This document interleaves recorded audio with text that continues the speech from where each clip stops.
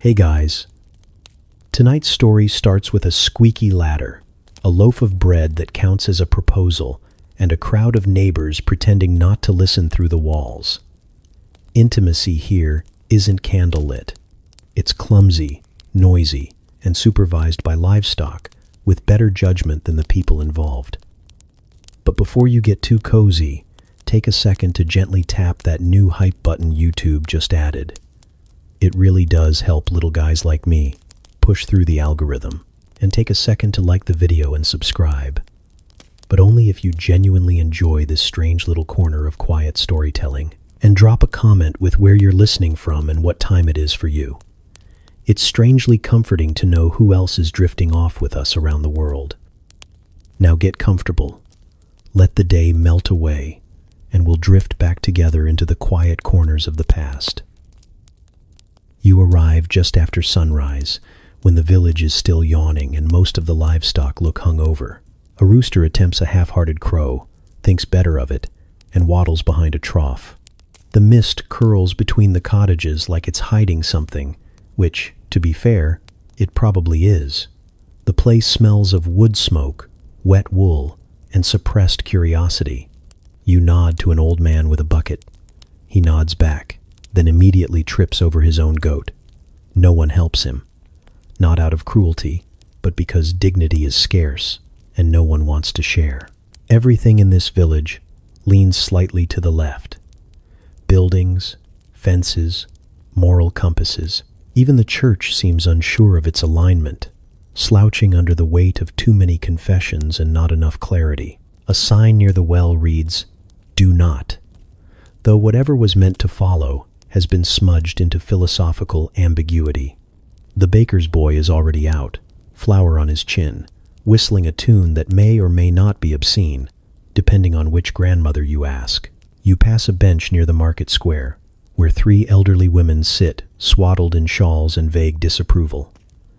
They watch you with the intensity of hawks who once lost a chicken and never quite recovered. One of them mutters something about breeches too short for decency, and the others nod in agreement without ever clarifying what she meant. You look down. Your breeches are fine, probably. The goat from earlier walks by, chewing what might have once been a sermon. It doesn't take long to realize that everyone here has children, yet no one remembers how they got them. They appear, as if summoned by ritual or strong wind, usually named after saints or root vegetables. The local priest gives vague sermons about earthly closeness and joining spirits under moonlight. But the only thing people join under moonlight is the communal ale barrel, and even that's supervised. You meet a girl named Anwin who talks like she's hiding a secret in every sentence. She offers you a basket of berries and a smile that suggests either friendliness or a challenge to duel. You ask if she lives nearby. She says, just past the field where the cabbages cry. You decide not to follow up. At the tavern, no one says the word. Not love, not lust, not even cuddle. They refer to it as the business, the yonder shuffle, or, if they've had too much mead, the seasonal tilting. A man with one eyebrow and a suspiciously soft voice leans over to whisper about the time he found a pair of stockings under his cart and had to burn the whole thing out of respect. You don't know what that means. He doesn't either. There are rules, unspoken but heavily enforced. You may hold hands only during church, funerals, or when wrestling for the last potato. If someone winks at you, they might be flirting, or they might have dust in their eye from 3 harvests ago. If someone brings you a pie, it could mean affection, or it could mean you're being blamed for an unwanted pregnancy, and this is a warning shot. Behind the blacksmith's hut, there's a patch of grass referred to only as the meadow. No one will admit what happens there, but it's always mysteriously trampled. And someone once claimed to have seen a man enter alone and leave with a limp and a daisy in his hair. The blacksmith denies everything. So does the daisy. Children are told stories to keep them pure. That if they ask too many questions about where babies come from, the cows will stop producing milk and the bees will unionize.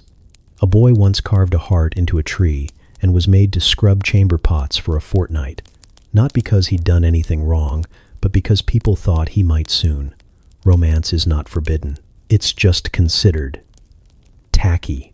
Your neighbor, a woman named Thistle, has 3 sons, 2 daughters, and no discernible husband. When asked, she gestures vaguely toward the hills and says, "The wind brings many things." No one presses further. The wind, after all, has been blamed for worse, like the fire of 19. And Gertie's mustache. Late at night, if you listen closely, you can hear soft shuffling from the haylofts, the occasional giggle, a cow sighing dramatically. But come morning, no one mentions it. If you say anything, they pretend they were dreaming. Even the rooster looks the other way. One morning, you find a small wooden charm on your doorstep, shaped like a turnip, with a red ribbon tied in a suspiciously hopeful bow. You ask your neighbor what it means. She squints at it, squints at you, and says, "You'll want to check the west field after sunset, but don't wear your nice shoes." You don't have nice shoes. The blacksmith's daughter is married off in a quiet ceremony that involves bread, garlic, and several uncomfortable silences. During the vows, no one says, "Till death do us part," but rather, "Until such time as the barley withers and the cow stops chewing." She smiles. Her new husband sneezes. It feels oddly appropriate. Evenings are the most dangerous. That's when the conversations turn slow and lingering, when someone might casually ask if you enjoy stargazing or if your cottage is well insulated. These are not innocent questions. These are invitations dressed in wool and denial. You learn to reply with noncommittal grunts and strategically timed yawns. There's no privacy. Not really. Every wall is thin. Every bed shared. Every floorboard betrays its step.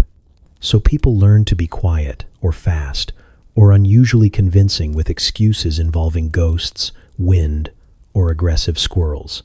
No one is fooled. Everyone pretends to be. By your 3rd week, you've developed a talent for understanding what isn't said. A raised eyebrow means interest. A basket of bread means availability. A goat tied near your doorstep means someone is declaring an intention. You tie the goat to someone else's post. You fit in now, or at least, you blend. You nod solemnly when someone mentions the burden of the flesh. You say things like, "Well, it's the season for longing," and pretend you know what that means. You avoid the meadow. You accept the pie. You ignore the giggles behind the tavern. You never speak the word. But every now and then, you catch someone's eye across the well, or feel a warm elbow brush yours a little too intentionally, and something in the air shifts, just slightly. The village doesn't talk about it, but that doesn't mean it isn't happening. It just means they've found other ways. You're stirring a pot of something vaguely edible when he appears at the doorway, cradling a turnip like it's a newborn or a threat. His boots are muddy, one of them untied, and he's managed to tuck in only half of his shirt, which is impressive, considering it's mostly holes. His hair looks like it lost a bet with the wind. You don't say anything at first, neither does he. Instead, he holds the turnip a little higher, as if to clarify that yes, this is the main event. The turnip is, by all accounts, an average specimen. Lumpy, damp, possibly judging you. You wonder if you're supposed to say something. "Thank you? Congratulations? I do?" You settle for, "Is it for me?" He nods with the solemnity of a man proposing war, then immediately sneezes into his elbow. Romance, in this village, is not so much a flower as it is a tuber. Ugly, practical, and likely to have been dug up in a panic 15 minutes before arrival. You take the turnip. He looks relieved, like he was worried you might hurl it back at him or ask what happened to flowers. No one here bothers with flowers. Flowers are for funerals or bees, and neither are ideal metaphors for starting something personal. You stand awkwardly for a moment, turning the turnip in your hands like it might reveal secrets. He clears his throat, wipes his nose on his sleeve, and mutters, "It's a good one. Didn't even have worms in it." You nod. You try to look impressed. You resist the urge to ask if that's what happened with the last one. In this village, no one teaches you how courtship works. You just absorb it. Like mildew, you watch the older couples dance around each other with the intimacy of people who have shared a bed, a child, and a really bad winter. No one talks about feelings, but if someone saves you the last chunk of bread, that's practically a proposal. If they offer you their only dry sock, it's already too late. You're emotionally Wednesday. You and the turnip giver walk toward the well together, which is not as romantic as it sounds. The path is muddy, and a chicken is following you with sinister intent. He tries to ask how your mother is, but it comes out as, "Is your mom still alive?" Followed by a wince and a noise that might be regret or indigestion. You say yes. "Thank you." He says good, then adds, "She makes strong soup." You're not sure if it's a compliment or a warning. When you reach the well, the usual trio of shawled women are already perched nearby, bundled up like gossiping onions. They eye your companion. They eye the turnip. One of them snorts and mutters something about early harvest, and the other two laugh into their shawls. He turns pink. You pretend not to hear. The well is where most courtships begin, end, or unravel entirely. It's neutral ground, sacred terrain. You could lose a bucket, a reputation, or your entire sense of self-worth here. You lower the rope together, hands brushing, not quite meeting. He asks if you like stew. You say sometimes. He says he's very good at chopping. You believe him. He looks like he's been chopping something, possibly aggressively, for most of his life. By the time the bucket comes up, he's somehow told you about his 3 siblings, 1 goat, and a recurring dream where a fish judges him silently. You don't know what this means, but you nod like you do. The water sloshes. The turnip sweats. He asks if you'd like to walk to the barley field tomorrow. This is serious. This is practically a vow. The barley field is where people go to talk, which is code for rolling around and pretending it's spontaneous. You say maybe. You say depends on the weather. He grins like someone who's just been handed the good ladle. The shawl women cackle. The chicken pecks your ankle. You ignore both. Later, back at your cottage, you set the turnip on the table like an artifact. Your mother sees it and raises an eyebrow. "Him?" she asks. You shrug. She shrugs back. "Could be worse," she says. "Could have brought parsnips." You both shudder. There are no letters, no poetry, no midnight sonnets, just vegetables and vague suggestions. Once, a boy carved a heart into a log. It was misinterpreted as a carp, and he was forced to marry someone's cousin. The lesson stuck. Be subtle, be awkward, be holding produce. That night, you dream of barley and fish. You wake up unsure if this means anything or if your brain is simply confused by all the emotional starch. You go outside, watch the stars, and wonder if this is it. If this is how it starts. Not with fireworks or violins, but with root vegetables and a boy who thinks sneezing into his sleeve is charming.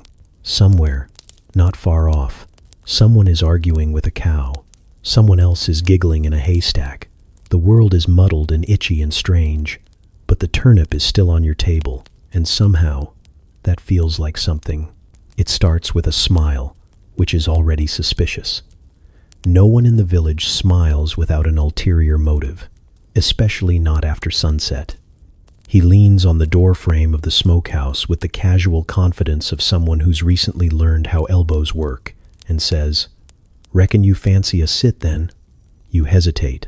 He gestures toward the barn with the same gravity another man might use to indicate a shrine. You say sure, like this isn't the exact moment your life begins to veer off a narrow, dusty path and into something warmer, dumber, and probably full of straw. The barn smells like hay, old wood, and decisions. There's a soft rustling from above, where something, rat, ghost, romantic witness, scurries into the shadows. He leads you in like he's hosting a banquet. Despite the fact that the only available seating is a wooden bucket, a broken yoke, or the floor itself, you choose the hay because it's softer than wood and only slightly more judgmental. He sits beside you with the gracelessness of someone trying very hard to seem like they're not trying at all. His knee bumps yours, and neither of you mention it. You both pretend to be intensely interested in a patch of light on the opposite wall, as if it holds answers to questions you haven't worked up the courage to ask. The silence stretches, loose and frayed at the edges. He clears his throat in a way that suggests he's about to say something important, and then doesn't. You glance sideways. He's chewing a piece of straw like it owes him money. You can hear the faint sound of someone hammering down the road, the occasional grunt of a pig adjusting its life choices, and beneath it all, the slow creak of the barn settling around your awkwardness. "I like your walking," he says finally, as if complimenting your feet is both flattering and not slightly deranged. You thank him. You think. It's hard to respond when you're unsure whether you've just been courted or accused of suspicious locomotion. The goat arrives around then, stepping out from behind a bale of hay like it's been sent by fate or someone's nosy grandmother. It stares at you with horizontal pupils and what you can only describe as deep biblical judgment. You shuffle a little further into the straw. So does he. There's not much room between you now. Just enough for plausible deniability and a shared sense of terror. You don't know who moves first. Maybe it's you. Maybe it's him. Maybe the goat exhaled in a suggestive manner. All you know is that suddenly there's a hand resting lightly on yours, and your hearts are both trying to exit your bodies through the same door.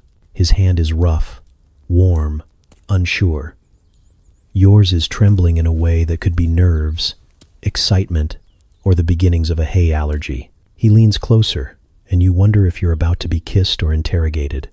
His breath smells like cider and something vaguely herbal. You've never been this close to another person without some sort of chore being involved. He tilts his head. You tilt yours. You both miss. You try again. It lands. It's not smooth. It's not poetic. It's slightly damp and you knock noses and at one point your teeth clack. But it's real. It's happening. And the world doesn't end. The goat snorts. You both pull back like children caught by a teacher, blinking in the dusty light. You laugh. He laughs. It's a strange, bubbling sound, like water finally finding the crack in a dam. You feel something loosen in your chest that's been knotted for what feels like your whole life. Then, boldly, he reaches behind you and tosses some hay onto the floor, like it's an invitation to luxury. You both lie back, because apparently this is what happens now, and suddenly there's straw in your shirt, and your elbow is pressing into something sharp, and you've never felt less composed or more alive. He whispers something that might be sweet or might be nonsense. You don't care. Your hands find each other again. You fumble. You guess. You hope. Your bodies are learning a dance that neither of you know the steps to. There's no music, no script, just breath and warmth and the clumsy, sacred mess of it. And it is messy. There's a point where you lose your balance and knock into a rake, which topples over with the kind of crash that makes you both freeze, wide-eyed, waiting for the world to storm in and tell you to stop. But nothing happens. Just the steady creak of the barn, the rustle of straw, the faint, disapproving grunt of a pig outside who's clearly heard worse. After, you lie beside each other, chests heaving, hearts stammering, staring up at the rafters like they might contain the meaning of all this. Your legs are tangled. Your hair is full of hay. He reaches over and picks a bit from your eyebrow with surprising gentleness. Neither of you speaks for a while. When you finally do, it's to say something meaningless. "Reckon it'll rain tomorrow," you mutter. He nods solemnly, as if this is the most profound thing anyone's ever said. You both know you'll be picking straw out of your clothes for days, possibly weeks. There's probably some in your soul now. Eventually, you sit up. He offers you a hand. You take it. It's rough and warm and steady. The barn door creaks open behind you as a breeze rolls in, kicking up dust and regret and something softer. The goat is gone, probably to spread rumors. You walk out into the fading light together, the sun sinking low behind the hills, casting the whole village in a warm, knowing hush. No one asks where you've been. No one needs to. The straw in your hair says enough. You never got the talk. No one sat you down, folded their hands, and told you about anatomy, intention, or even basic etiquette. What you got instead was barn acoustics, whispers through the slats, rhythmic thumping that could have been machinery but never was. The occasional yelp that taught you things don't always go according to plan. You learned early that curiosity is punished not with answers, but with mumbled prayers and a stern glance toward the heavens, as if God himself was growing tired of the whole business. Your first real lesson came from the miller's daughter, or more accurately, from the miller's daughter, and a boy you didn't recognize, somewhere behind the oat sacks. You'd gone in looking for a cat. What you found instead was a crash, a giggle, and the unmistakable sound of someone apologizing mid-movement. You backed out slowly, as if your body had become a ghost, trying not to breathe in case it counted as involvement. The cat was never seen again, possibly traumatized, possibly wiser than you. You mention what you heard to your mother once, half joking, half hoping she might explain something. She doesn't flinch. She just snaps the neck off a chicken with the kind of precision that suggests she's done this before and says, "When the time comes, you'll know what to do," which is both comforting and deeply unhelpful, like being told you'll figure out swimming after you're thrown into the sea in full armor. So instead, you learn the village curriculum. It's not linear, it's not even intentional. You piece it together from the nightly symphony of creaks, gasps, groans, and urgent grunts that echo across the fields. The walls of this town are thin, and the people in it are thick with need, boredom, and the understanding that privacy is a luxury best left to the wealthy or the dead. One evening, you're walking past the granary when you hear what can only be described as a startled squeak, followed by a man whispering, "There, there, no, not there, yes," then silence, and then a sheep bleating with such impeccable timing that you wonder if it's learned to mock human failure. You duck your head, keep walking, and try to store away the information like it might help you someday. So far, your notes read, enthusiasm is common, precision is not, and laughter is either a good sign or a very bad one. There's a game the children play, a cruel little rhyme about the baker and the smith's wife. It ends in a verse that involves flour on her back and anvil time. You don't understand all of it, but you understand enough to know it's not about baking or metalwork. The older kids smirk when they say it. The adults pretend they've gone deaf. You start paying more attention to what's left unsaid, and what's said too often. You begin to notice which couples never smile at each other, and which neighbors always return borrowed tools a week late, and smelling suspiciously of sweat and herbs. At night, the village becomes a classroom. The wooden beams of the cottages creak like nervous knees. Beds thump, springs protest, and someone, somewhere, always lets out a breathy, "Oh Lord," that probably isn't about religion. You lie in your own bed, staring at the ceiling, wondering how anything that sounds so urgent could also involve so much coughing. The pigs next door are excellent listeners. You once overheard a boy swearing he saw the shepherdess in nothing but socks. You didn't believe him until you passed her the next day, and she winked at you while eating a plum too slowly to be innocent. You avoided fruit for a week. Your understanding grows like mold, quietly, in the corners, fed by neglect and humidity. You learn that haylofts are multi-purpose, that bruises on elbows don't always come from chores, that someone shouting faster might not be talking to a horse, and yet, despite all the sounds and all the hints and all the whispered jokes, you're still not entirely sure what goes where, or for how long, or if anyone actually enjoys it, or if it's just a very elaborate social obligation wrapped in grunting and regret. There's an incident with the tailor's apprentice and the candlemaker's son. They disappear behind the woodshed one afternoon and emerge much later, red-faced and walking like their knees forgot how to exist. The village pretends not to notice, but the well water suddenly tastes like judgment. You past them later, heads close together, eyes full of secrets and smoke. You realize then that maybe it's not always about instruction. Maybe it's about discovery, possibly also experimentation, possibly with poor results. You ask the priest once, pretending to be curious about marriage. He tells you love is a spiritual bond, sex is for procreation, and impure thoughts are the devil's stew pot. His face goes red. He adjusts his robes 3 times. You leave knowing less than when you started, and deeply suspicious of stew pots.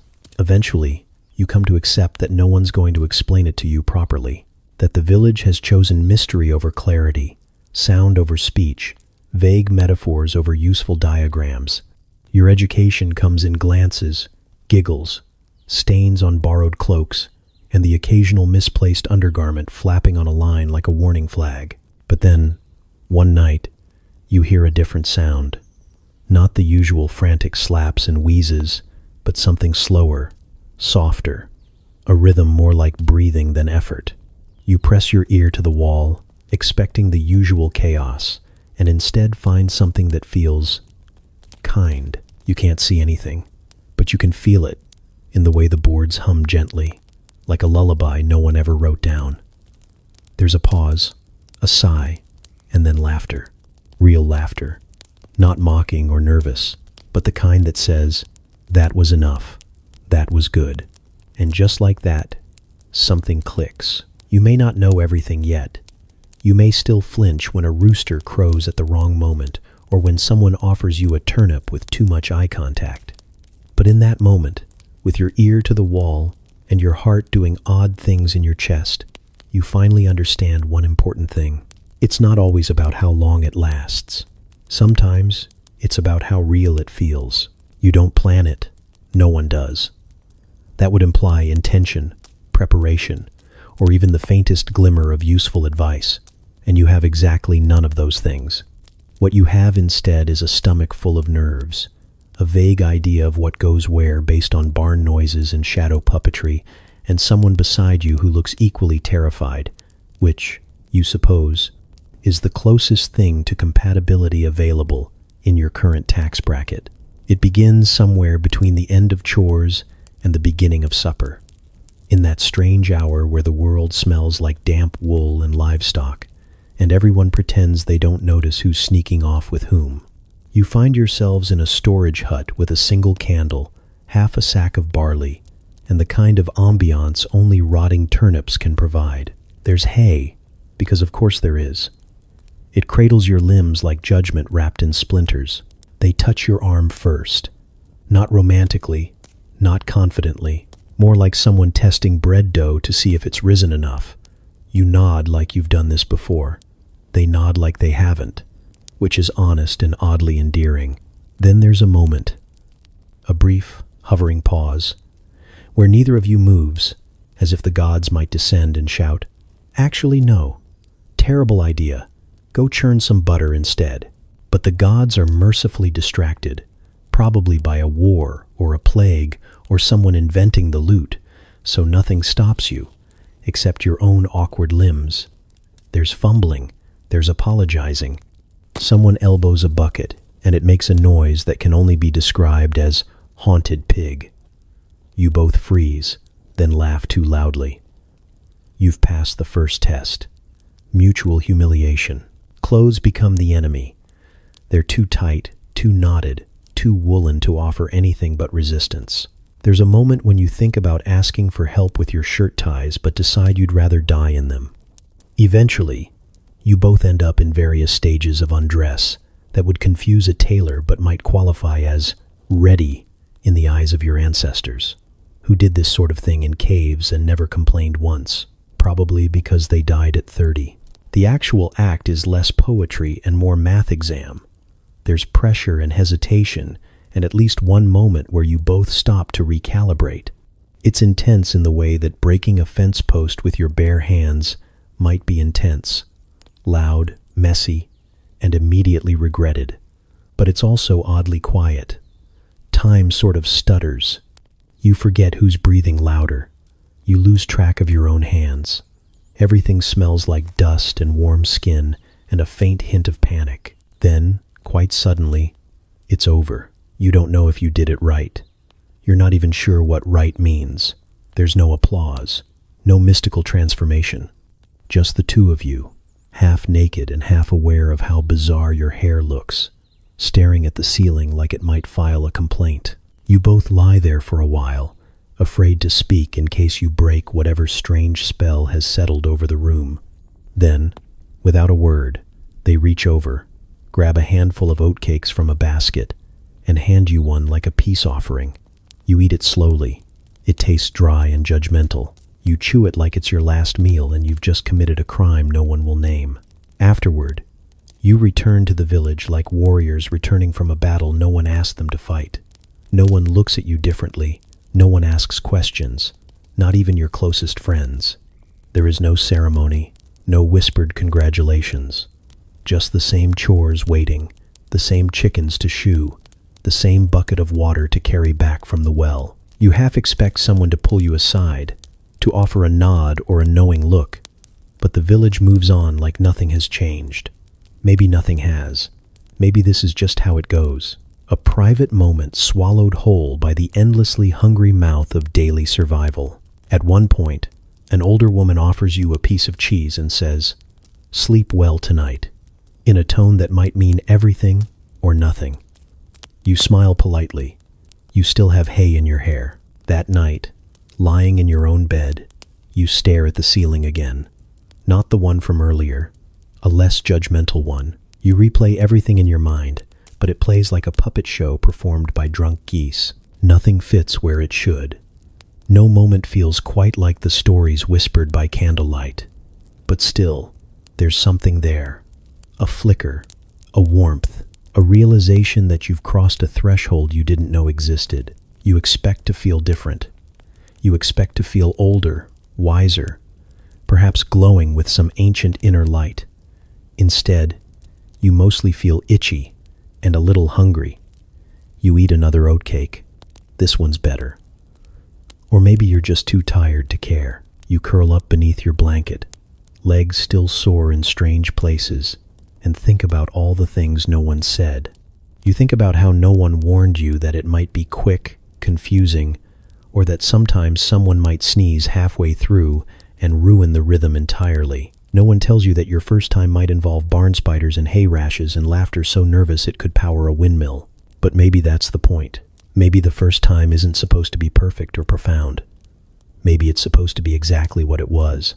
Two people trying something new and terrifying and impossibly human in a world where nothing else makes sense.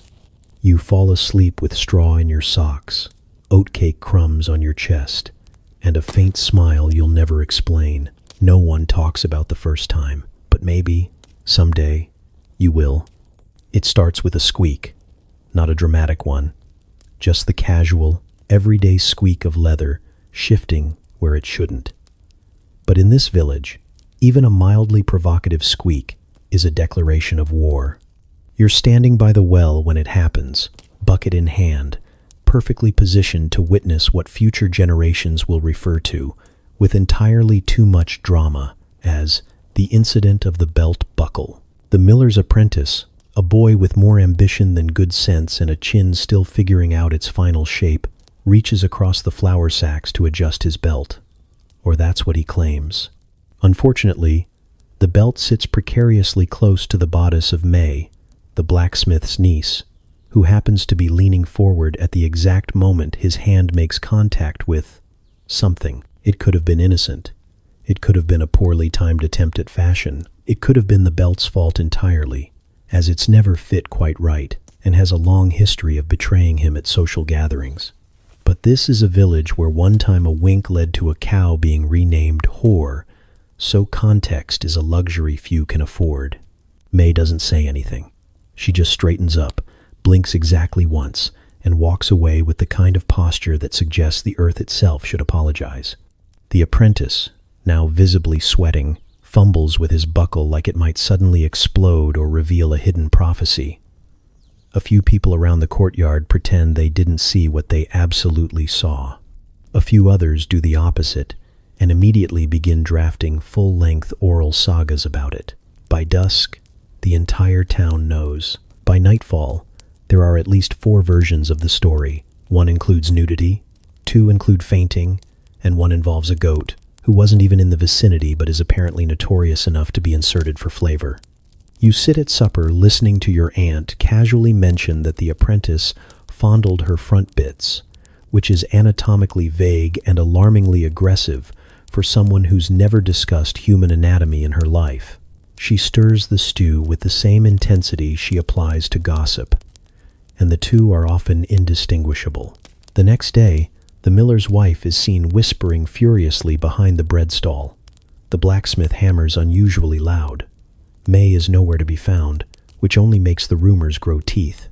You overhear someone say she's been sent to the convent to cool down, which feels less like a punishment and more like a communal sigh of relief.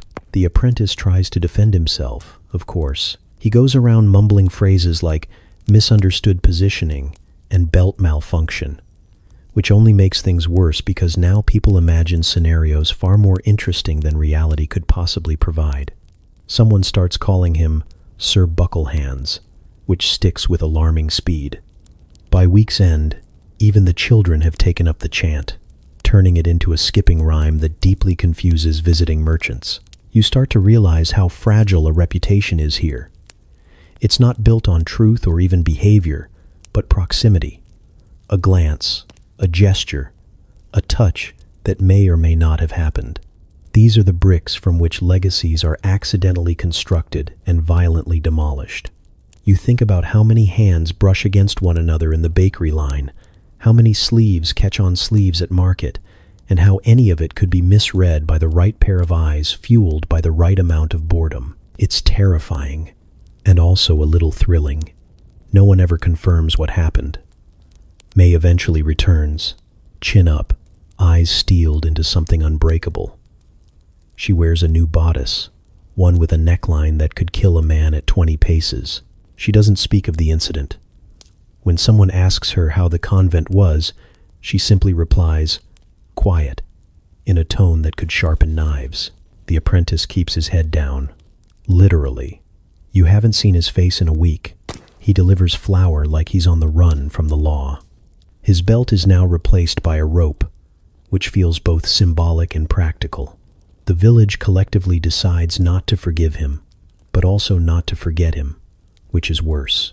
You start to understand why people speak in riddles here, why no one ever says what they mean, why "would you like to share a pear" is often followed by pregnancy, why the truth is bent into curves that allow plausible deniability and just enough poetic flair to entertain. It's not about fact, it's about performance. And this is theater. The scandal has a half-life. It burns hot for 3 days, simmers for 7 more, and by the second market day, it's been replaced with fresher material. Namely, a married shepherd who's been seen buying lavender soap for himself. But the apprentice never quite recovers. You notice how people start greeting him 2 steps further away, how the girls who once giggled at his flour-dusted hair now cross the road entirely, and how the goat from the false version of the story gives him a wide berth, as if it knows its own legend and wants no part of it. You wonder if he regrets anything. You wonder if May does. Mostly, you wonder how much of this is real and how much is story, stretched and rewoven until even those involved can't remember the truth. That night, you lie in bed replaying it all. The buckle, the look, the way a single misstep becomes a bonfire in a village made of dry kindling and long winters. You think about your own hands, your own proximity, and how, in a place like this, even a glance can echo forever.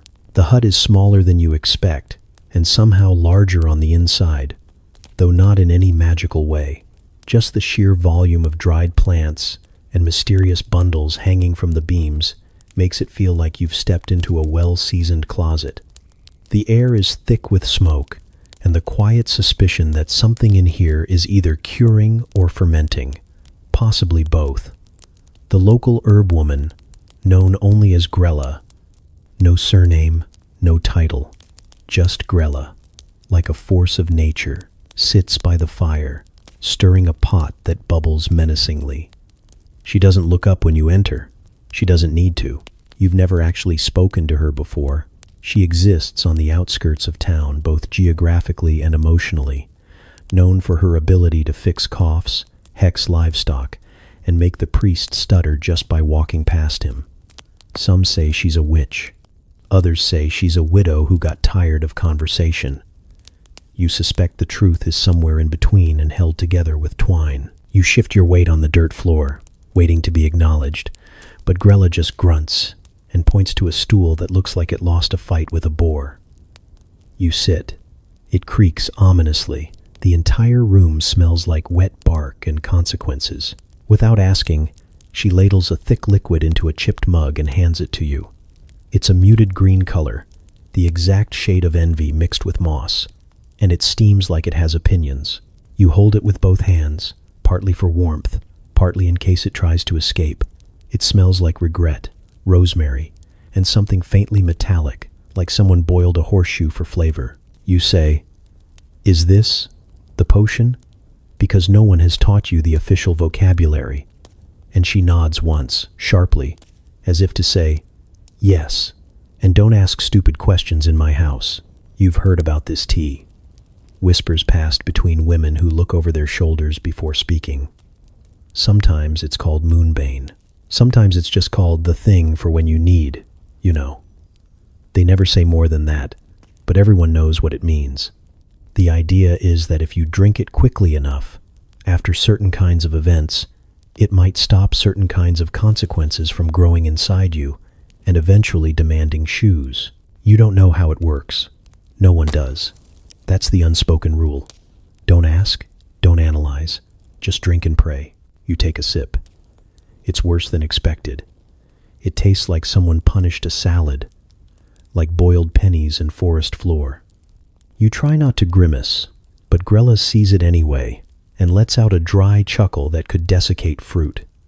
She adds a sprig of something from a jar labeled simply, and the tea instantly develops a new note. Bitterness layered with vague hope. You try again. It still tastes like sin management. You think of the moment that brought you here, which feels both distant and uncomfortably fresh. The sweat, the whispers, the hay that definitely contributed more than it should have. You didn't plan for anything. Planning implies forethought, and forethought was drowned in hormones and the way someone said your name like it was a secret. Now you're here, drinking greenish soup with magic aspirations, hoping your body listens to a tea made by a woman who once threatened a tax collector with a chicken bone. Grella doesn't offer comfort.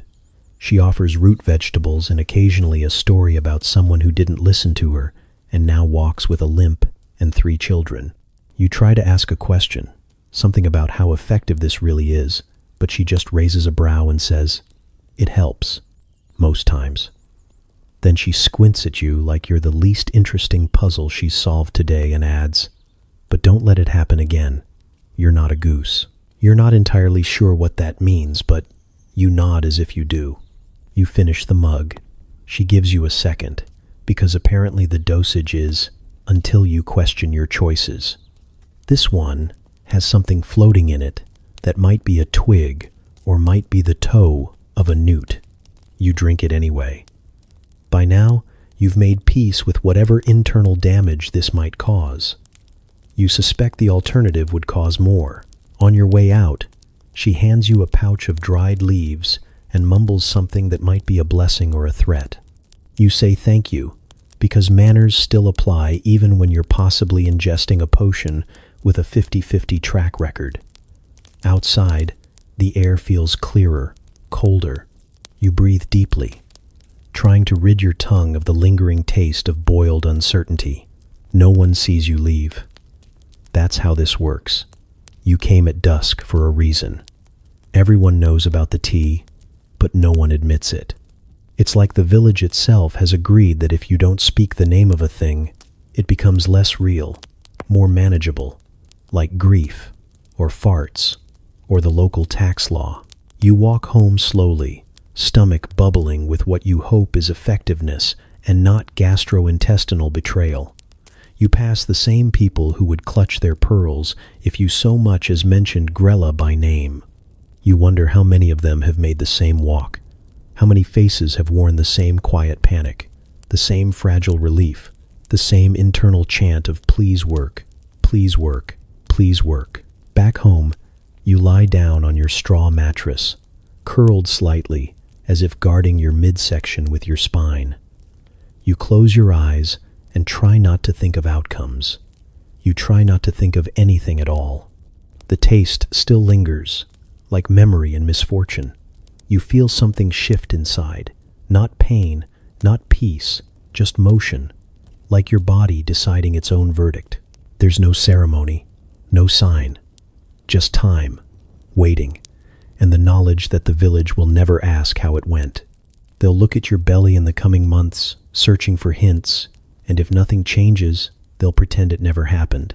They'll talk about the weather, the harvest, the tax, but never the tea, never Grella, never the moment when you realize that responsibility sometimes tastes like forest sludge, and hope is brewed in secret, sipped in silence, and swallowed whole. The first thing you notice is the noise.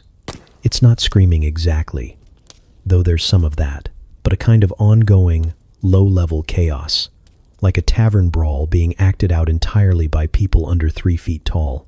There are squeals, sniffles, small limbs flailing with the power of uncooked dough, and somewhere in the mix, a lullaby being sung off-key by someone who gave up an hour ago. You stand by the doorframe of the family's one-room cottage, holding a loaf of barley bread and a deeply confused sense of math. Because you've counted, there are 7 of them. In the bed, 1 bed, possibly once a bed, now more of a hay-stuffed democratic experiment in shared body heat. The parents are somewhere in the middle, faces slack with exhaustion and resignation, like they've accepted the concept of sleep as theoretical. Around them, 5 children, ranging in age from definitely still teething to old enough to point out your flaws, crawl and roll and jab each other with the kind of casual malice only siblings can achieve. And you realize, again, as you've realized before, and will continue to realize for the rest of your time in this village, that privacy isn't a concept here. It's a luxury, like spices or shoes that match. And yet, even in this cramped, noisy, blanketless tangle of limbs, people somehow find the time and the space and the energy. You're not judging, you're just baffled, because the numbers don't lie. Every family has at least 5 children, some have more. The midwife's hut operates on a permanent state of mild panic. Baptisms are scheduled in groups, like a celestial assembly line, and you've seen exactly 0 reliable methods of prevention unless you count whispered tea recipes and hope. So, naturally, you begin to wonder, is it love? Probably not. Is it passion? Unlikely, unless passion now includes elbowing your own child out of the way for a bit of mattress corner. Maybe it's just cold. And if you're already under the blanket and there's nowhere else to be, and you're used to the sound of goats mating 2 feet from your window, maybe you stop overthinking it. The cat doesn't help. It sits at the foot of the bed like a fluffy, silent judge, tail flicking with a rhythm that suggests disdain. You watch it narrow its eyes at the father as he attempts to extract himself from a toddler without waking her or sacrificing a limb. The cat has seen things. It knows too much. It could ruin reputations with a single meow and chooses not to, which makes it even more dangerous. You're invited to sit. You perch on a stool that wobbles with the enthusiasm of a drunk uncle and take in the scene. The mother, somehow still braiding hair while balancing a child on each hip, smiles at you like this is normal. And maybe it is. Maybe this is just what people do when the only other option after sunset is staring at the wall or darning socks in silence. A lull in conversation might lead to a glance. A glance might lead to a kiss. And a kiss, well, you've seen how fast things move in this village. You ask as politely as possible, so, how do you, find the time? Which earns you a look like you've just asked where clouds go at night. The mother shrugs. Nights long, she says, as if that explains everything. Maybe it does. You think about your own sleeping arrangements. The thin blanket, the constant draft, the creaking floorboards that announce every step like a town crier. You imagine trying to share something intimate in a room where the fire never stays lit and someone is always coughing. And yet, it keeps happening. People keep having children with the kind of consistency usually reserved for tax collection and the arrival of mud season. One of the children hands you a rock. It is, to his credit, a very good rock. Smooth, round, slightly warm from his grubby palm. He announces, "This is my rock." Like he's giving you a family heirloom.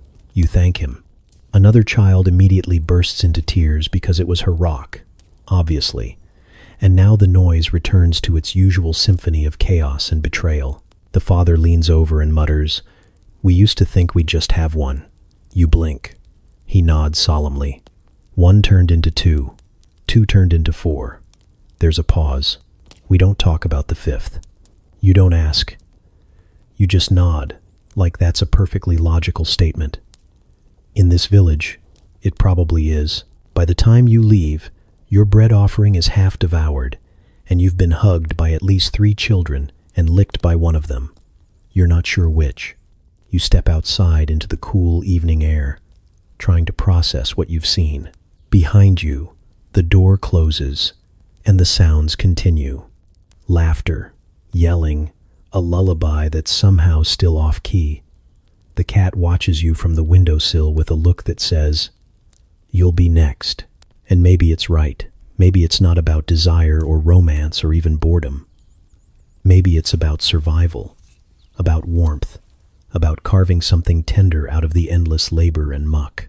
Maybe having children is the village's only form of legacy, the only thing that outlasts bad harvests and rough winters and gossip that spreads faster than fire.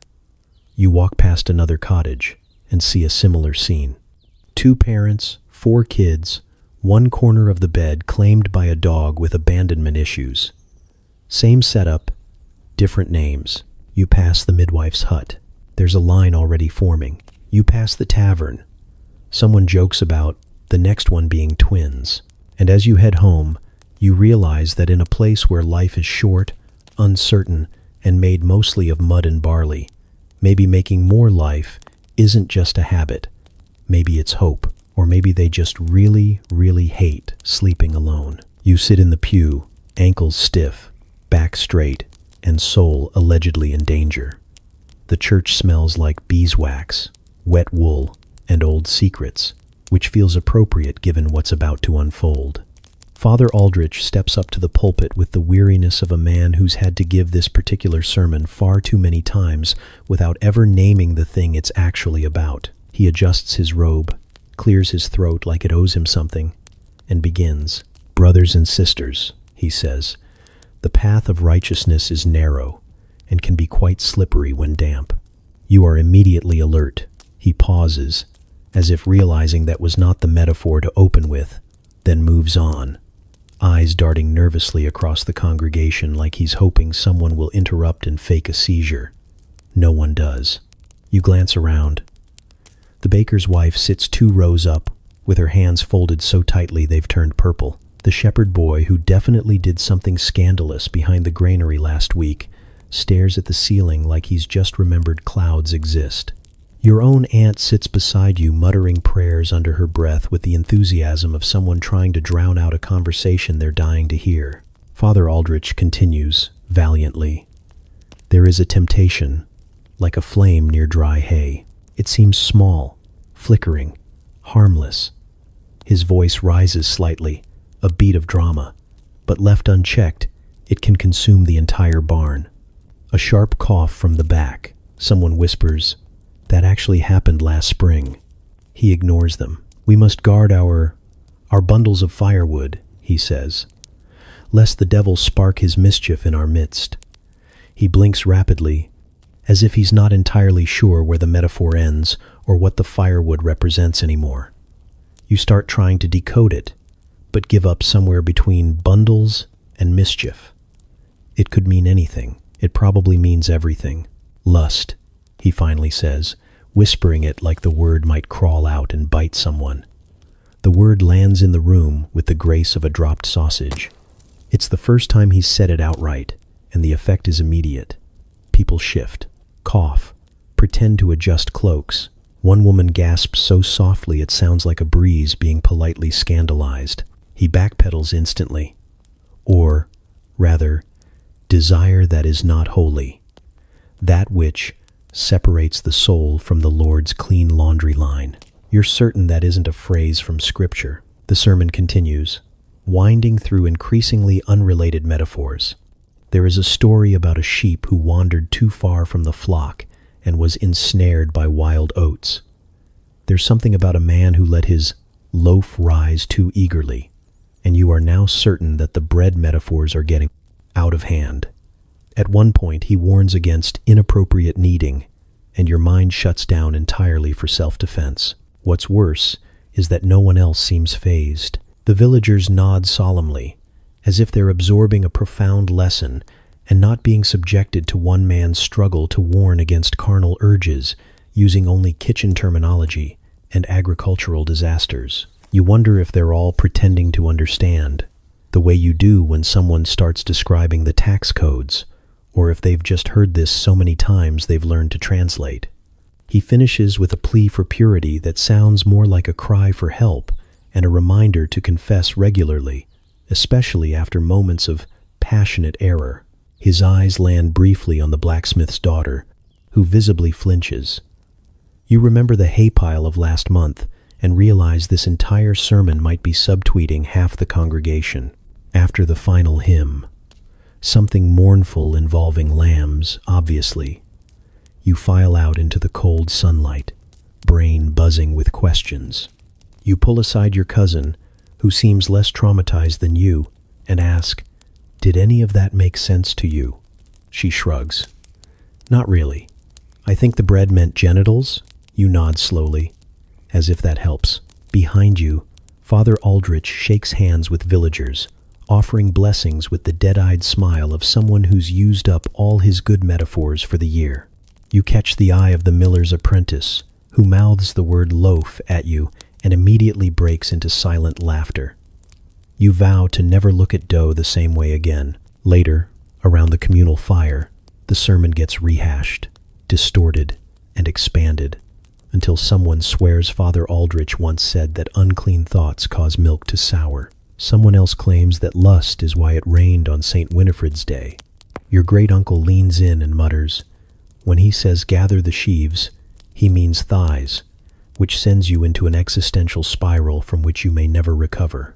You sit in silence, staring into the flames, wondering what exactly you're meant to feel guilty about. Everything, probably. That seems to be the safe choice. You think of the barn sounds, the secret glances, the way a hand brushing yours during harvest feels like an entire chapter of a book you're not allowed to read. You think of how much of life is filtered through metaphor, how rarely anyone says the real thing, and how tired Father Aldrich looked, trying to hold it all together with bread analogies and sheep drama. Eventually, you head home under a moon that feels too knowing. You lie on your back in the dark, listening to the sounds of the village. The wind, the occasional snore, the distant creak of something that might be a barn door or something significantly more interesting. You wonder if there's a better way to learn. If someday, somewhere, someone will just explain it all plainly, without metaphors or warnings or catastrophic bread imagery. But not here. Not yet. The door closes with a clack that resonates all the way into your soul. A bolt. An actual, functioning bolt. Not a stick wedged diagonally into a mud brick notch or a pile of shoes as passive-aggressive barrier. A real iron mechanism that slides with purpose and finality. You stare at it like it's witchcraft. Your friend, Alric, doesn't even notice your awe. He's too busy offering you a half-munched carrot and telling you to ignore the goat, who has already claimed your left foot as a salt lick. You've been in many cottages. You've sat on uneven stools, shared blankets that smell like fermented turnip, and once watched a grown man eat stew directly from a ladle with the speed and panic of someone who feared it might escape. But never, not once, have you seen a bolt. You eye it again to make sure it's real and not a hallucination brought on by that medicinal tea the herb woman gave you after your mysterious rash. It gleams in the candlelight, and you begin to suspect you are in the home of aristocracy, disguised as common folk. Alric sees you staring. "Oh, that?" he says casually. "My uncle brought it back from the city. Thought it might keep the pigs out." You nod, even though you both know the pigs aren't the problem. Pigs don't knock. Pigs don't open doors slowly and dramatically to announce their presence. Pigs don't whisper, "Sorry, I just need the broom," while catching full view of a situation that broom retrieval did not require. But this bolt is power. You hear a noise through the wall. It starts small, a rhythmic thump, soft enough to be mistaken for bread being kneaded, but persistent enough to be not bread. You freeze mid-carrot bite and tilt your head, the way dogs do when they hear someone say, "Walk." Alric notices, and his face goes pink. "Oh, right. My sister's in with her husband," he mutters, suddenly very interested in rearranging the straw pile. You pause. There are a lot of things you've overheard in this village. Shouts, goats in the throes of romantic confusion, a woman once screaming about yeast. But this is new. This is behind a bolted door. This is intentional. The sound continues, the kind of noise that implies cooperation and effort and possibly joy, though it's hard to be sure, because it's also accompanied by what can only be described as a gasp, chuckle, snort hybrid. You look at Alric, who is now aggressively chewing on the end of a stick, like it owes him money. So, you begin, unsure what you're even asking. He shrugs. They're married. It's their bedchamber. You stare at him like he's grown a second head. A bedchamber? Not a corner curtained off with a quilt and an optimistic attitude? Not a hayloft where the goats provide unblinking judgment?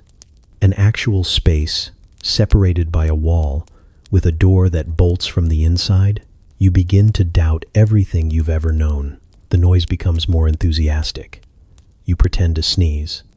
Alric pretends not to hear. The goat on your foot stares at you with unblinking intensity. You think about how much effort has gone into not hearing in this village. How many conversations have gotten louder, or songs been sung with greater fervor, simply to drown out life happening too close. But now, here, it's undeniable. You sit, awkward and acutely aware of your limbs. You imagine the couple on the other side. A real couple, not hypothetical figures from whispered barn tales or innuendo-laced sermon metaphors. You imagine them touching, not in the rushed, itchy way you're used to, but with actual intention. Privacy changes things. Space changes things. No fear of Auntie Mathilde bursting in with a jar of pickled onions and a judgmental glare. No cousins wrestling in the next bed over. Just a bolt, a wall, and time. You can't decide if it's romantic or terrifying. Eventually, the noise stops. A murmur of voices, a laugh, then silence, thick and content, like warm stew after a long fast. You don't look at Alric, and he doesn't look at you. The goat finally loses interest and begins chewing on the broom instead. You think about your own home. How many times you've laid in bed pretending to be asleep while someone crept in or out of the room.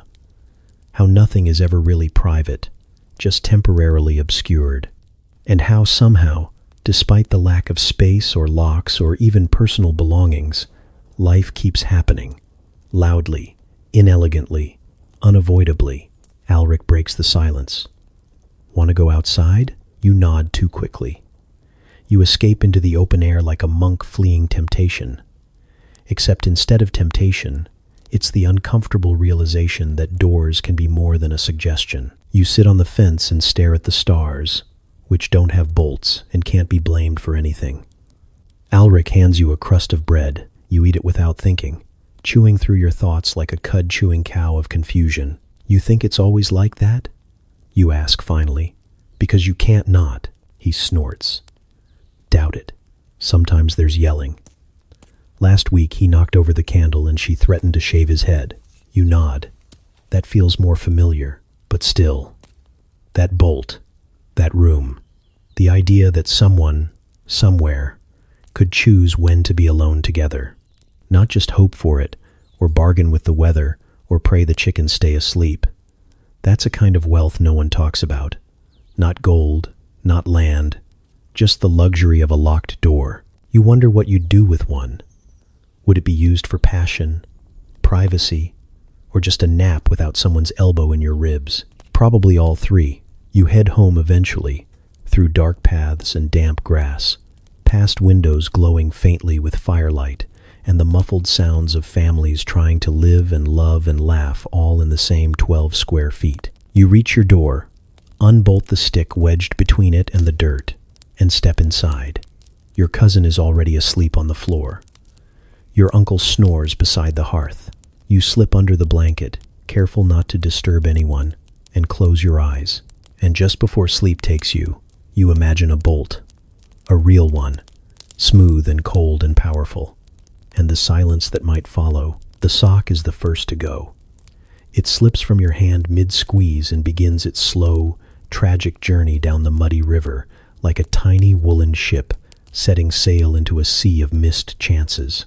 You watch it float past a clump of reeds, then disappear behind the curve of a rock, never to be seen again unless it resurfaces as part of a scarecrow or a particularly uninspired puppet. You consider diving after it, but the water is ankle-numbing and full of things that nibble, and more importantly, he is watching you. He, in this case, being Edrig, son of thatched-roof Gertie, possessor of 2 strong arms and an awkward smile that keeps finding its way directly at your face. He stands across from you on the riverbank with his sleeves rolled up, and a smudge of something, mud, ash, hope, on his cheek. He is attempting to rinse what might once have been a shirt, but now resembles a rag used to mop up stew and regret. You know he sees the sock float away. You know because he tilts his head and says, "Was that yours?" With the exact tone of someone who knows it was and is about to say something unreasonably charming. You mutter something about currents, dignity, and laundry-related casualties. He grins, and it's the kind of grin that makes you forget that you're standing knee-deep in a questionable stream with leeches lurking somewhere beneath your left foot. You go back to scrubbing, aggressively now, as though the sock's betrayal can be punished through its surviving kin. You don't look up, but you're aware of him, the way his arms move, the way his laugh catches when someone upstream slips on moss and curses like a holy man with a stubbed toe. Laundry day was supposed to be safe, routine, women upstream, men downstream, a kind of wet, soapy choreography that ensured minimal scandal and maximum sock retrieval. But today, something's shifted. You ended up too close, too downstream, too near the place where flirtation grows like mold on old cheese. Unwanted, inevitable, and slightly thrilling. Your mother, further down the bank, catches your eye. She doesn't say anything, but her expression speaks volumes in the universal language of maternal judgment. Her mouth is a line. Her eyes are squinted. She is wringing a tunic with the precision of someone imagining it's the neck of whoever is distracting you from doing things properly.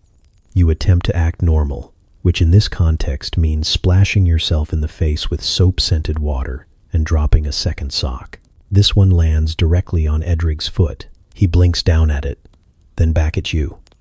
You consider pretending it's not yours, but it's lumpy and patched, and your grandmother embroidered a crooked heart on the heel 2 winters ago. Denial is not an option.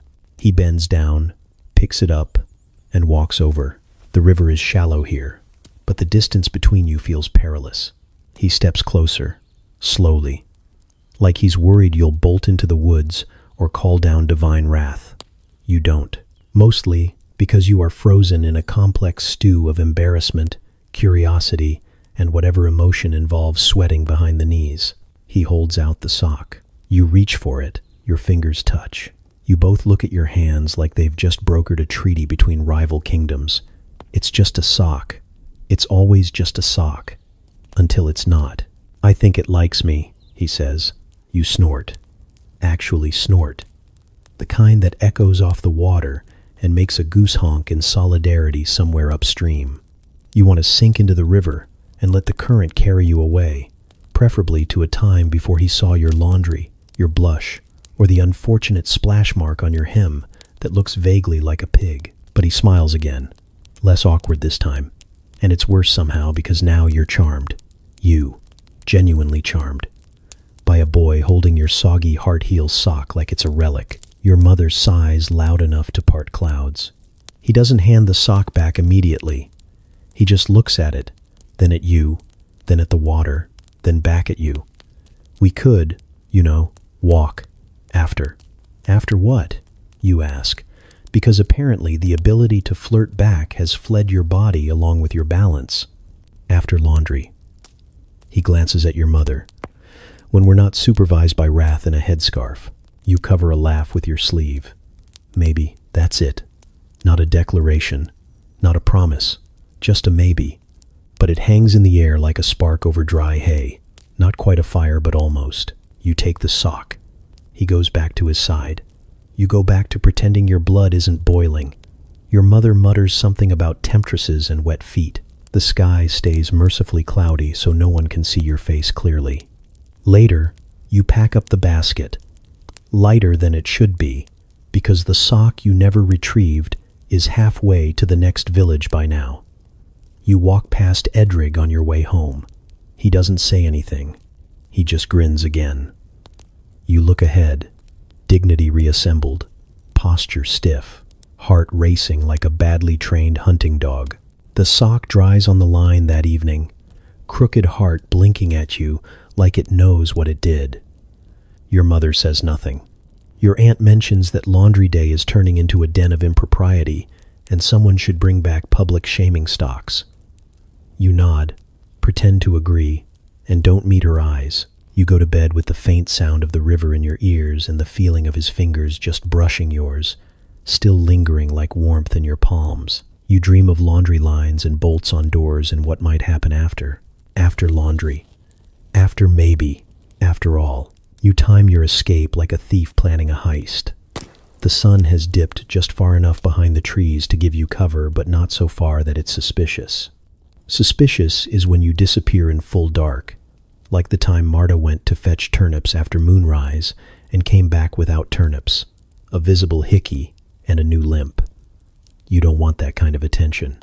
Just the kind that comes from someone remembering the way you laughed when you nearly dropped a pail on their foot, or the time you threw a lump of cheese at their head and missed on purpose. The barn is quieter than usual, which is rare because something is always giving birth or plotting escape. You glance around before slipping inside, though the only witness appears to be a cat sitting on a windowsill, judging you with the patience of a monk who's seen generations make the same mistakes. You approach the ladder with reverence and dread. It is not a quiet ladder. It is not a trustworthy ladder. It is a rickety wooden tell-all whose every step squeaks like a child being denied a second bowl of porridge. You try to distribute your weight like you've seen goats do. Light, nimble, defying physics and reason. But the second your foot lands on the third rung, it groans like it's about to narrate your sins to the entire village. You freeze. Nothing stirs. You try again, slower, holding your breath, which helps nothing and causes your cheeks to puff like a startled trout. Each creak feels louder than the last. You consider abandoning the whole idea and pretending you came to inspect the structural integrity of the loft, but then a voice, his voice, whispers your name from above. It's not dramatic. It's not poetic. It's soft, like the beginning of a secret, and somehow that makes it worse, or better, depending on how you define regret. You reach the top, finally, and there he is, straw in his hair, straw in his shirt, straw everywhere, because straw respects neither boundaries nor dignity. He's sitting with his knees pulled up, arms resting on them, trying to look casual, but his grin gives him away. That and the fact that he's clearly bathed for this. You catch the faint scent of mint, maybe stolen from the herb garden, or maybe just a generous rubbing of kitchen water that passed too near the spice rack. You sit beside him. The hay pokes your legs through the fabric of your skirt, and you shift until you find a patch that feels only moderately stabby. The light filters through the slats in soft beams, making everything feel a bit more sacred than it probably deserves to. You both pretend this is normal, that people sneak off to barns to sit near each other for totally innocent reasons, like counting rats, or contemplating that one chicken who seems to be plotting a coup. Conversation comes slowly, not because you have nothing to say, but because words feel risky in a space that's already vibrating with possibility. He says something about the weather. You nod. You say something about the market. He agrees. Then silence, thick and meaningful, like the kind that comes before thunder or very bad decisions. His hand brushes yours. You pretend it didn't, not out of shyness, but because if you acknowledge it, it becomes real, and real is terrifying. Real means consequences and rumors and your aunt's knowing smirk over breakfast. But then he does it again, more on purpose this time, and now your hands are not brushing. They are holding, fingers intertwining like they were meant to, which they weren't. Not really, because you've both got calluses, and at least one of you has straw between your knuckles. Still, you breathe, he breathes. Somewhere below, a goat sneezes. Then he leans in, and the latter, ever loyal to the cause of absolute mortification, gives a long, slow squeal that sounds precisely like guilt, manifesting as noise. You both jolt apart like startled squirrels, wide-eyed and sweating. A beat of silence, then laughter, too loud and too fast, the kind that spills out when panic and desire collide and create something neither of you knows how to hold. You shush each other mid-laugh, which somehow makes it worse. The chickens rustle below. You hear one cluck, judgmentally. You can almost feel it thinking, "Again?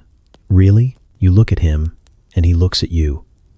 And you both dissolve into giggles that are probably not appropriate for the context but feel entirely necessary.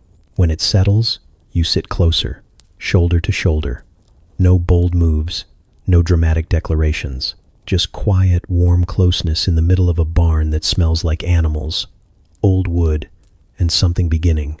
You talk this time about things that don't matter, like whether bread should have seeds, or who actually started the fire in the Thatcher's shed 2 springs ago. But it matters, because you're talking, because he listens, because his laugh crinkles the corners of his eyes, and when he looks at you, it feels like he sees something other than just another villager in another heap of straw. Eventually, you both know it's time to go. The sun's gone down, and the longer you stay, the harder it is to pretend this was just a conversation about grain prices. You climb down first. The ladder moans again, but you're too tired to care. Your feet hit the ground, and you dust yourself off like that helps. He follows, slower, and you wait by the door. No one's there. Or if they are, they're being very quiet about it. You step out into the night, cool air rushing to meet your cheeks, and you realize you are smiling. Your hair is full of hay.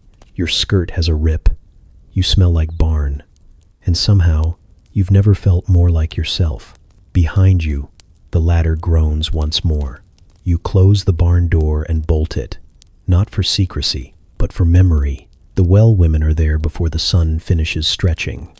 Like bats with better posture and significantly louder opinions, they hover over the stone lip of the village, well as though they were born from it. You try to arrive early, bucket in hand, eyes on the ground, hoping to draw water and dignity in equal measure. But they're already there, churning gossip like butter, fast, salty, and not always fresh. You're almost past them when it happens. That tiny hitch in your step, it's not even a limp, more like a sway, a post-barn looseness, a subtle ache in your thighs that says, "Yes, I climbed a squeaky ladder last night, and no, I did not do it alone." They see it instantly, Three heads swivel in your direction as if pulled by the same string. Wilfrida, Agnes, and Maud, the holy trinity of rural surveillance. Their eyes narrow, their lips purse. They do not speak, but they do inhale, deeply, as if smelling scandal baked into your very bones. You don't meet their gaze. You grip your bucket like it's a shield and walk straight to the well, feet betraying you by crunching too loudly on the gravel. You should have oiled your joints or something. You could have limped with purpose and claimed you fell off a cart or wrestled a boar, but now it's too late. The bucket clinks against the stone. The silence thickens. Agnes is the first to speak. "Mornin'," she says, drawing out the word like it owes her rent. You nod. You smile too tightly, and it feels like lying with your teeth. Wilfrida hums, just a hum, no words, but in it lives the sound of 17 winters' worth of passive aggression and 100 whispered birth stories.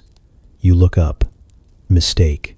She's watching you over the rim of her shawl, eyes glittering with the same look she gave Ethelred the blacksmith after his third wife, mysteriously, went to visit cousins and never came back.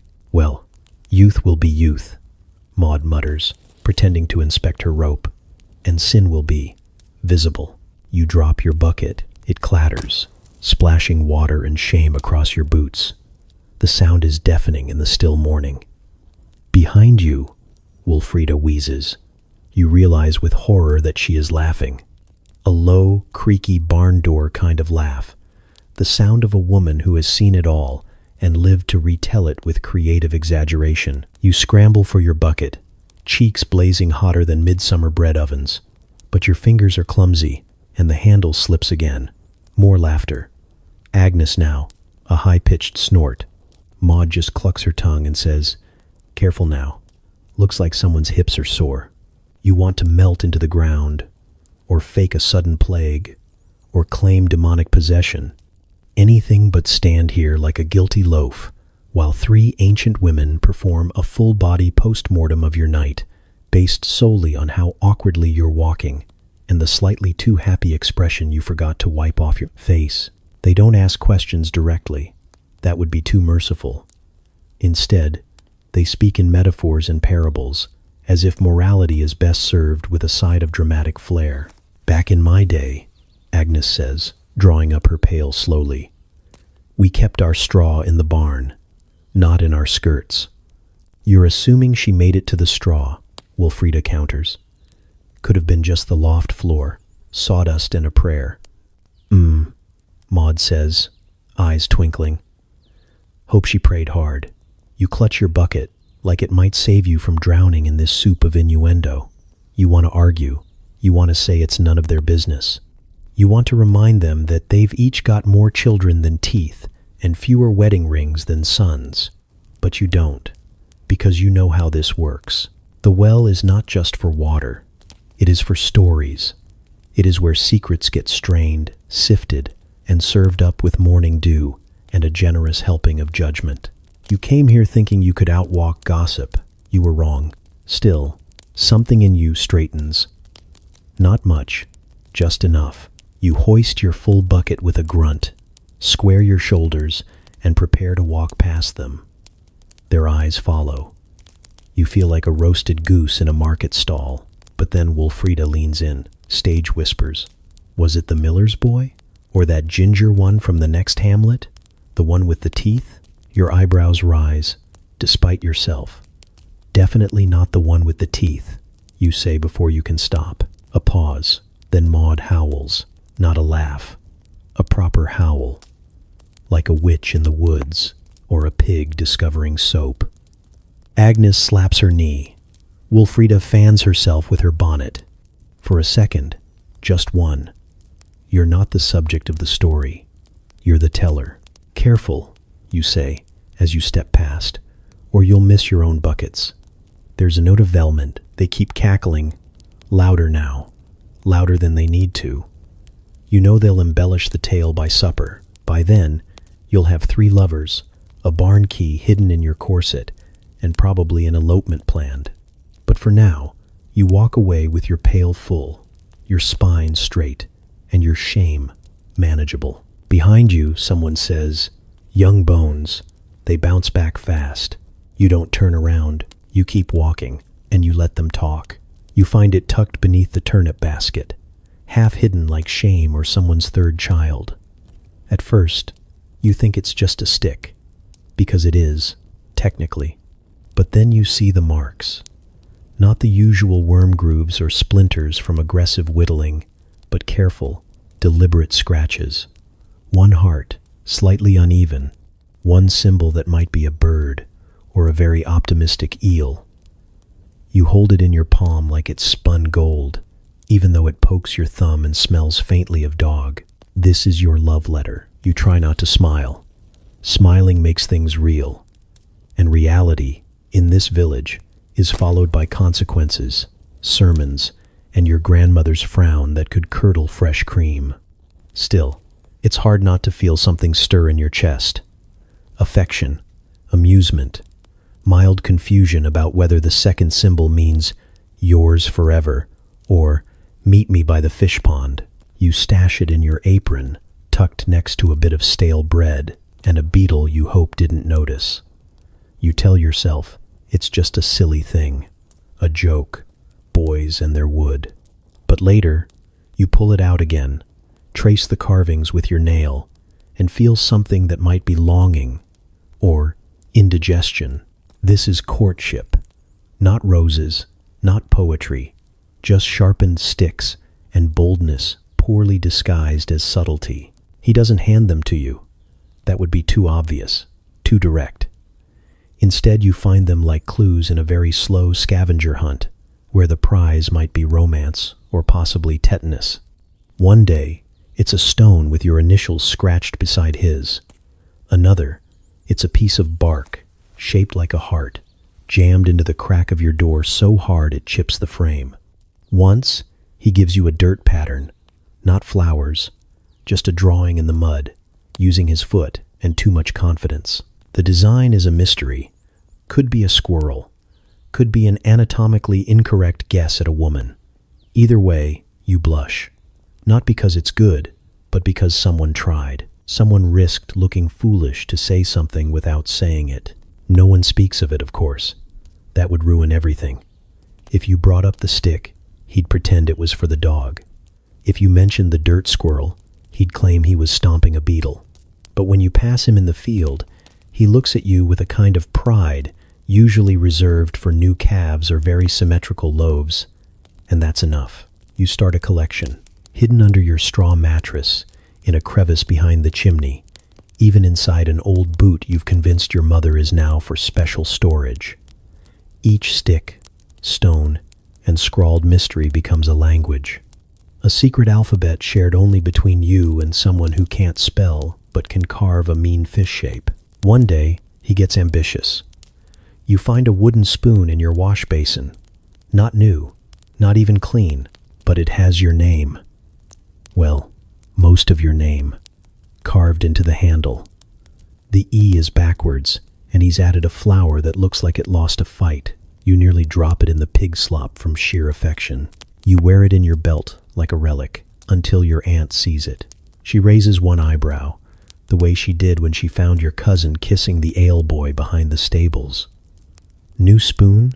she asks, casual like a snake in tall grass. You nod. She hums.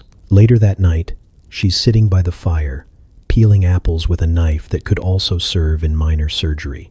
She doesn't look at you when she says, "Careful who you let carve things. First it's a stick, then it's your future." You choke on your stew. The thing is, she's not wrong.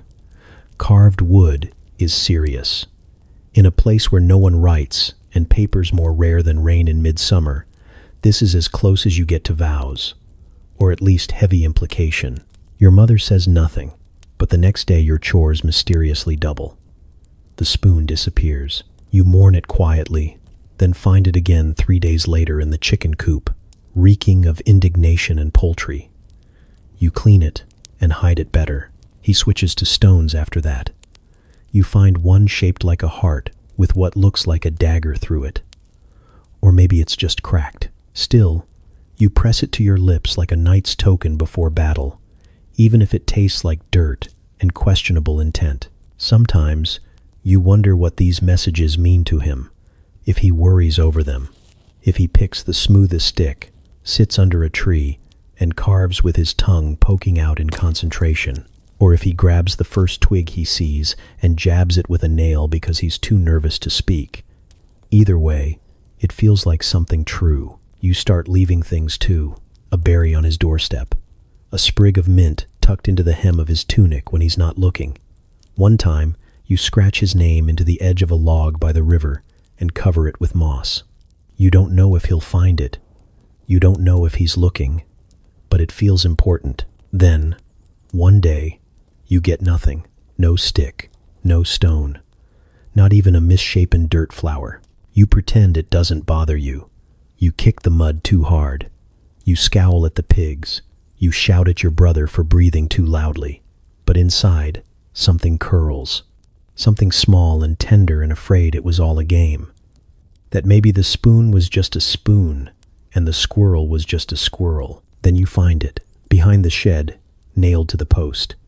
A piece of wood, larger than usual. The carving rough but deep. Your full name, spelled right this time, 2 hearts, and, incredibly, a small drawing of what might be 2 people, holding hands. You run your fingers over the grooves, feel the splinters catch on your skin, and smile. It's not paper. It's not ink.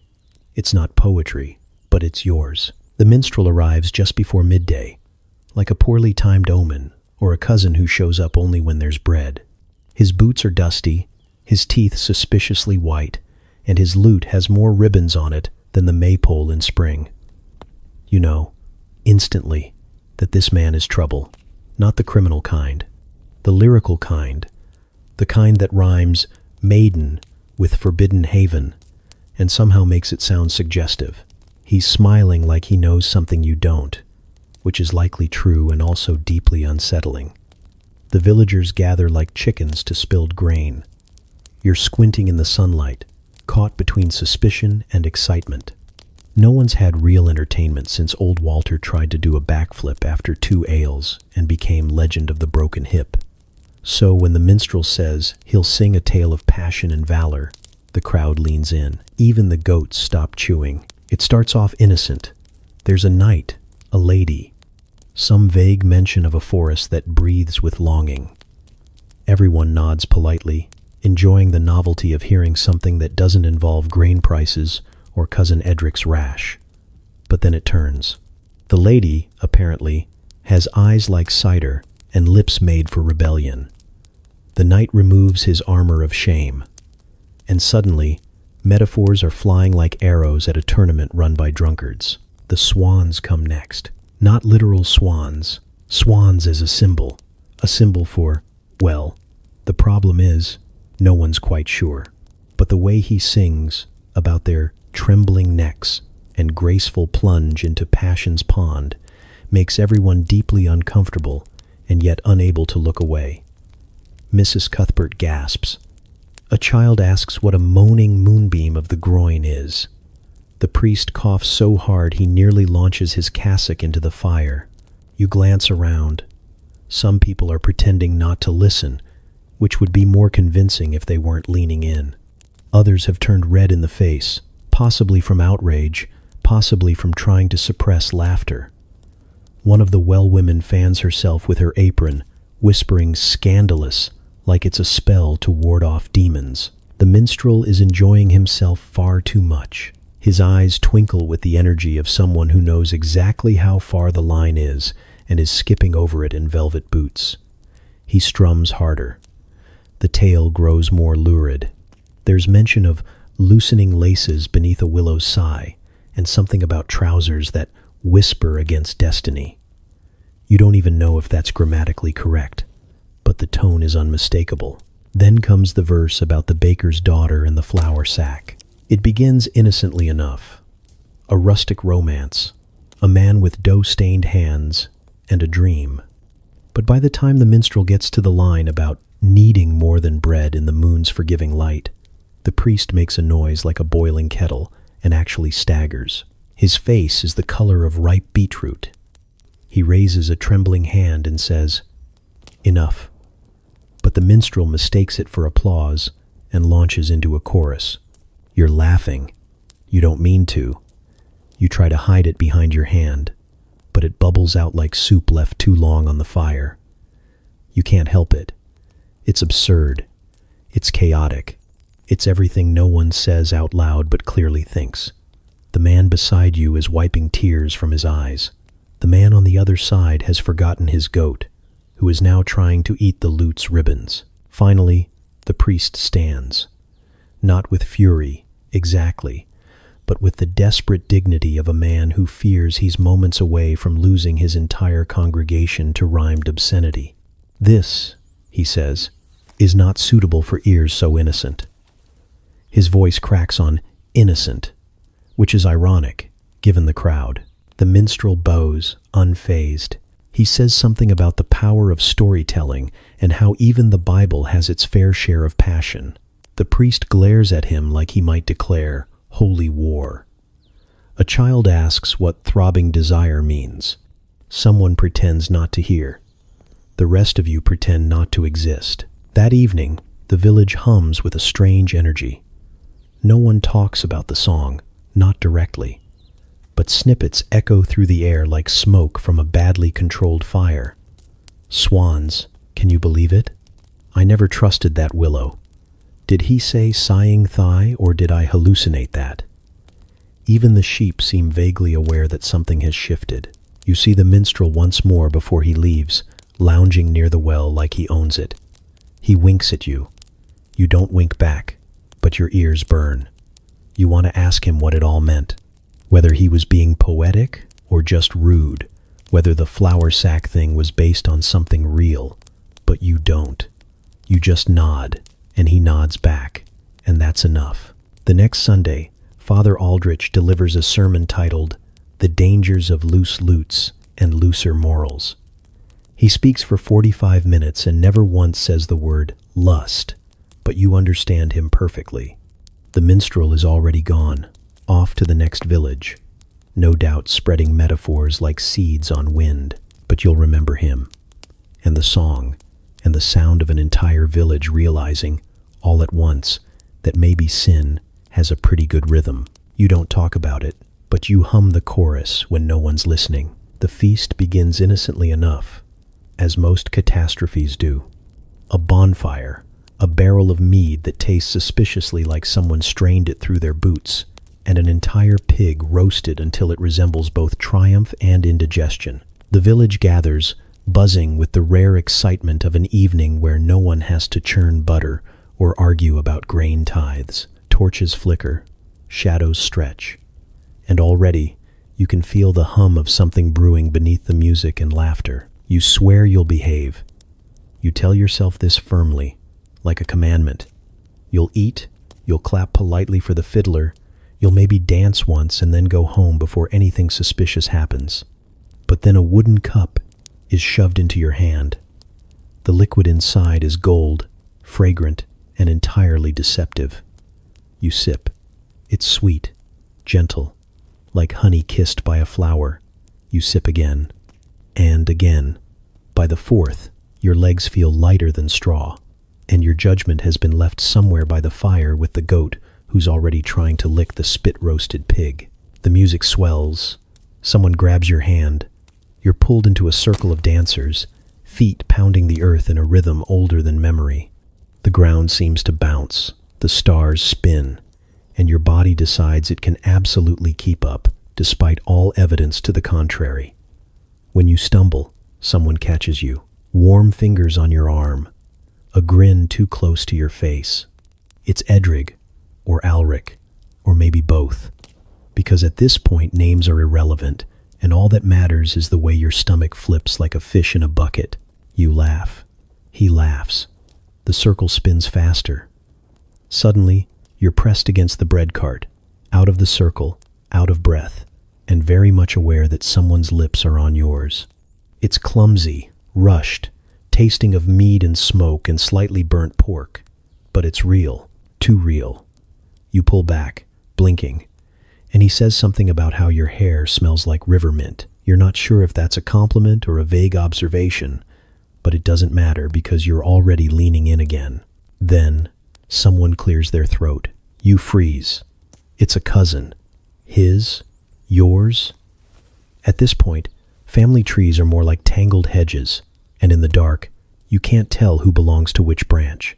All you know is that he's watching, grinning, and apparently misinterpreting the situation entirely. Because the next words out of your mouth, meant as a laugh, meant as a joke, meant as a ridiculous thing no one should take seriously, are, "What if we married then?" The cousin gasps like you've announced you've seen God naked. Then, he beams. "Yes," he says. "Of course, yes." You blink. He nods, enthusiastically enough to spill half his mead down his tunic. People nearby look over. Someone shouts, "She said yes." And suddenly, a circle is forming again, but not for dancing, for celebrating. Celebrating you and him. Whoever he is, you try to clarify. You wave your hands. You say things like, "No, no, I meant, hypothetically." But hypotheticals don't exist here. Everything is literal, permanent, binding, especially when shouted within earshot of the well women. Already, Maud is squealing, a match," while Wilfrida begins muttering about dowries and how you'd better start weaving more linens. You want the earth to open up and swallow you. Instead, someone thrusts more mead into your hand. You drink it, because at this point, drowning seems faster. The night spirals. You dance again, this time with your accidental fiancé, who steps on your toes but beams like he's conquered France. People clap you on the back, wishing you happiness and healthy offspring. Someone starts singing a ballad about unions blessed by fire, and you're pretty sure the priest is crying into his hands. You try again to explain, but your words are drowned by music and laughter, and the steady chant of "wedding, wedding," led by the village children, who are too young to know what they're chanting for but love the rhythm. At some point, you retreat to the edge of the fire, dizzy and horrified. Edrig, definitely Edrig this time, finds you, shaking with laughter. "You're engaged to my cousin," he says, gleeful. And he's serious. You bury your face in your hands. The cousin waves at you from across the fire, already planning names for your first child. The flames crackle. The mead sloshes.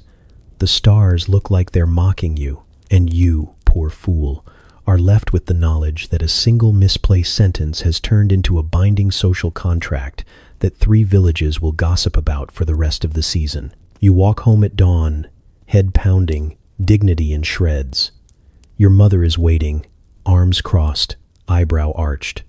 "So," she says, "you're betrothed now?" You groan. She smirks. And from outside, you hear Maud's voice drifting over the morning air, already telling someone that the match was sealed, with a kiss, a cup, and the blessing of the fire itself. You collapse onto your straw bed, swearing you'll never drink again. But deep down, you know the next feast will come. The next cup will be thrust into your hand, and history, like a goat at a feast, will repeat itself. It begins quietly, as these things always do. Someone faints near the bread stall, and everyone pretends it's from heat, even though it's midwinter and the only heat in the village is the kind that makes pigs steam when they exhale. Another girl spends mornings clutching her stomach, and the word indigestion gets thrown around with suspicious frequency, as though the entire village has collectively decided turnips are suddenly that dangerous. By the 3rd case of mystery illness, you stop believing in coincidence. No one says the word. They never do. Instead, euphemisms sprout like weeds after rain. She's under the weather. She's carrying light in her cheeks. She's blessed with fullness. All of these are said with voices dripping in implication, while the subject in question walks by with a basket strategically large enough to shield her midsection. Baskets are everywhere now. Laundry baskets, bread baskets. One girl even starts carrying an empty basket just for appearances. You watch it all and wonder if the village's true harvest season is less about barley and more about babies. The well women know first, of course. They always know. They sit around the rim like crows dressed in shawls, clucking about who's been glowing and who's been sickly. Glow and sick are, apparently, the same condition, though one is whispered approvingly and the other scandalously. You draw water and hear Wolfrida mutter, "That one's walking careful," followed by Maud hissing, "Aye, and she's carrying her apron like a shield." Agnes nods sagely, adding, "There'll be a cradle built by midsummer." You want to roll your eyes, but then you glance at the carpenter's yard and see him sanding wood in the exact shape of a tiny bed, humming to himself like it's just a normal Tuesday. The men, for their part, pretend not to know anything, which means they absolutely know everything. They start carving, quietly, deliberately, as though shaping a cradle before anyone announces anything is an act of prudence rather than a public admission. You pass by the blacksmith and see a line of miniature hinges gleaming on his workbench. You pass the shepherd and find him weaving baskets suspiciously sturdier than usual, wide enough to hold more than wool. No one says anything directly, but the village begins to hum with preparations for children who have not been officially declared. The priest begins preaching vaguely about responsibility and the fruits of temptation. He never says pregnancy. He talks about orchards instead, about trees bearing more than expected, about the danger of planting seeds in the wrong season. He says this with such seriousness that half the congregation leaves convinced they need to burn their turnip patches. You leave convinced he's seen the carpenter's new cradle and is panicking. Meanwhile, the women themselves carry on with expressions somewhere between pride and terror. You watch one girl, barely older than you, walking through the market with her shoulders squared like she's going to war. Her mother walks beside her, chin lifted, eyes daring anyone to mention baskets or glow. No one does, but you can feel the words gathering, like a storm just behind your ears. Later, at the well, the women nod knowingly again, this time with the smugness of prophets proven right. You think about the whispers, about how silence here says more than words. Everyone pretends not to notice, yet simultaneously prepares for the inevitable. It's a season, like planting or harvest. It comes, it goes, it reshapes lives in its wake. You start counting. 3 girls, then 4, then maybe 5 if you include the baker's wife who's been hiding behind flour sacks and looking vaguely seasick even on dry land. You stop at 5 because counting feels intrusive, like tallying lambs before they're born. But the number lingers in your mind, heavy and undeniable. One evening, you pass by a cottage and hear the rhythmic thump of a cradle already in use. The baby isn't born yet, but the wood is being tested, rocked, smoothed. It feels eerie, like hearing laughter in a room that's still empty. You wonder if babies sense what awaits them, if they dream themselves into existence before their mothers speak of them aloud. The gossip sharpens as spring creeps closer. Someone swears they saw May slip out of the herb woman's hut at dawn, clutching her stomach. Someone else swears they saw the miller's apprentice buying extra cloth, which everyone knows is either for swaddling or shame. The well women debate, which is more likely. You walk past them, bucket in hand, trying not to imagine your own name on their tongues, because that's the danger, isn't it?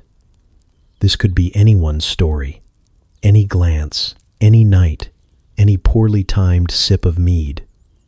You feel the weight of it like a cloak, heavy and invisible. It's not just about them. It's about you. It's about everyone. You lie awake at night, listening to the sounds of the village, the coughs, the snores, the creak of beds too crowded. Somewhere out there, someone lies awake with a hand on her belly, wondering what will happen when the season ends and the secret is no longer secret. The next morning, the carpenter unveils another cradle. It's polished, sturdy, almost proud. He doesn't say who it's for. He doesn't need to. The season of secret pregnancies is not really secret at all. It's just a performance, a waiting game, a silence everyone agrees to until the first wail breaks it. And then, as always, life continues, louder than gossip, heavier than shame. The summons comes at dawn, carried not by a messenger, but by the look your mother gives you across the hearth. She doesn't say anything, just lifts her chin toward the door and mutters, "The midwife wants a word." That's all it takes. A cold pit forms in your stomach, heavier than porridge, sharper than guilt. You know this day comes for everyone eventually. It just feels too soon when it's your turn. The midwife lives at the edge of the village, in a cottage that smells permanently of herbs, smoke, and secrets. She's older than the church walls, but sharper than the knives the smith keeps honed for slaughtering pigs. You step inside, and the air wraps around you. Thick, heady, and unsettlingly clean, like someone's trying to cover up truths with rosemary. She doesn't greet you. Not really. She just looks up from grinding something in a mortar and gestures to the stool. You sit. The stool wobbles. Your dignity wobbles with it. She studies you with eyes that seem to peel you open like an onion, layer by embarrassing layer. "So," she says finally, in a voice that's both casual and terrifying. When your mouth goes dry, you consider pretending not to understand, but this woman has delivered half the village. She knows what a lie looks like before it leaves your lips. So you shrug, attempt to smile, and say, "Probably." One eyebrow arches, climbing her forehead like a warning flag. She doesn't laugh. She doesn't even sigh. She just reaches for a piece of wood. Smooth, flat, already scarred with other people's names and other people's stories. She dips a stick in ink and scratches something down. You lean forward to see, but she shifts her hand just enough to block it. The sound of the scratching feels like your fate being nailed to the church door. You've heard of this record. Everyone has. It's not official like the manor's ledgers or the priest's sermons. It's more dangerous than either. This is the book, or in this case, board, that remembers who said what, who swore when, who promised only once, and ended up with 7 children. You've never seen it before, but now you're in it. Etched alongside generations of mistakes, triumphs, and probablys. "Who?" she asks, as if she's inquiring about your favorite type of bread. You stammer. You choke. You glance around the room like the herbs might whisper an escape. Finally, you say a name. Not loudly, not even confidently, just enough. She writes it down, doesn't blink, doesn't comment, just scratches it into the wood as though the act itself seals it in blood. You feel a shiver run through you, because in this village, records are stronger than oaths. Once it's carved, it's real. "Anything else?" she asks. You shake your head, though you're not entirely sure what you're denying. She stares a little longer. Long enough for you to imagine she can see every night you've spent in the hay, every secret kiss behind the bread cart, every lie you've told your mother. You want to melt into the stool, but it creaks, betraying you again. Then, to your surprise, she softens, just slightly. Her mouth curves, not into a smile, but into something less like judgment and more like pity. "It'll be fine," she says, which is the kind of statement that means the exact opposite. But it's something. She stands, rummages in a basket, and thrusts a small pouch into your hands. It rattles with dried leaves and smells faintly of regret. "Tea," she explains, "for strength." She doesn't specify what kind of strength, and you're too afraid to ask. You tuck it into your apron, pretending you know what to do. Before you leave, she glances back at the wood, running her finger over the fresh scratches. "Funny thing," she mutters, mostly to herself. "This village remembers more than it forgets." Then she looks at you, sharp again. "Walk straight when you leave. People are watching." So you do. You step out into the morning light, your legs stiff, your head buzzing. Every face you pass seems to know. Children glance at you and giggle.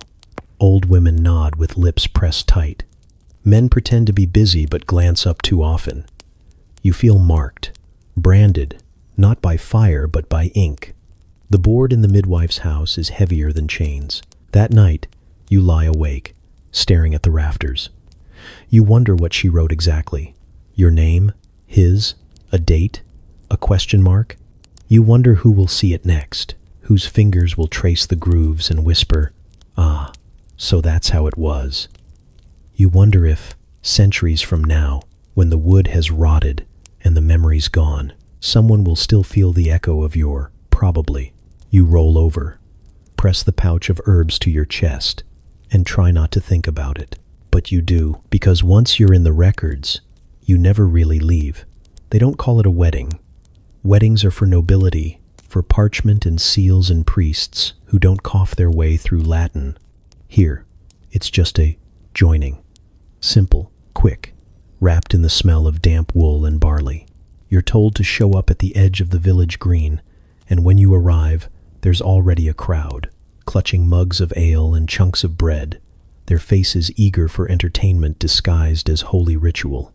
Someone has dragged a goat along, though whether as witness, dowry, or uninvited guest, no one seems sure. The rain starts almost immediately, a drizzle that soaks cloaks and flattens hair, but no one moves.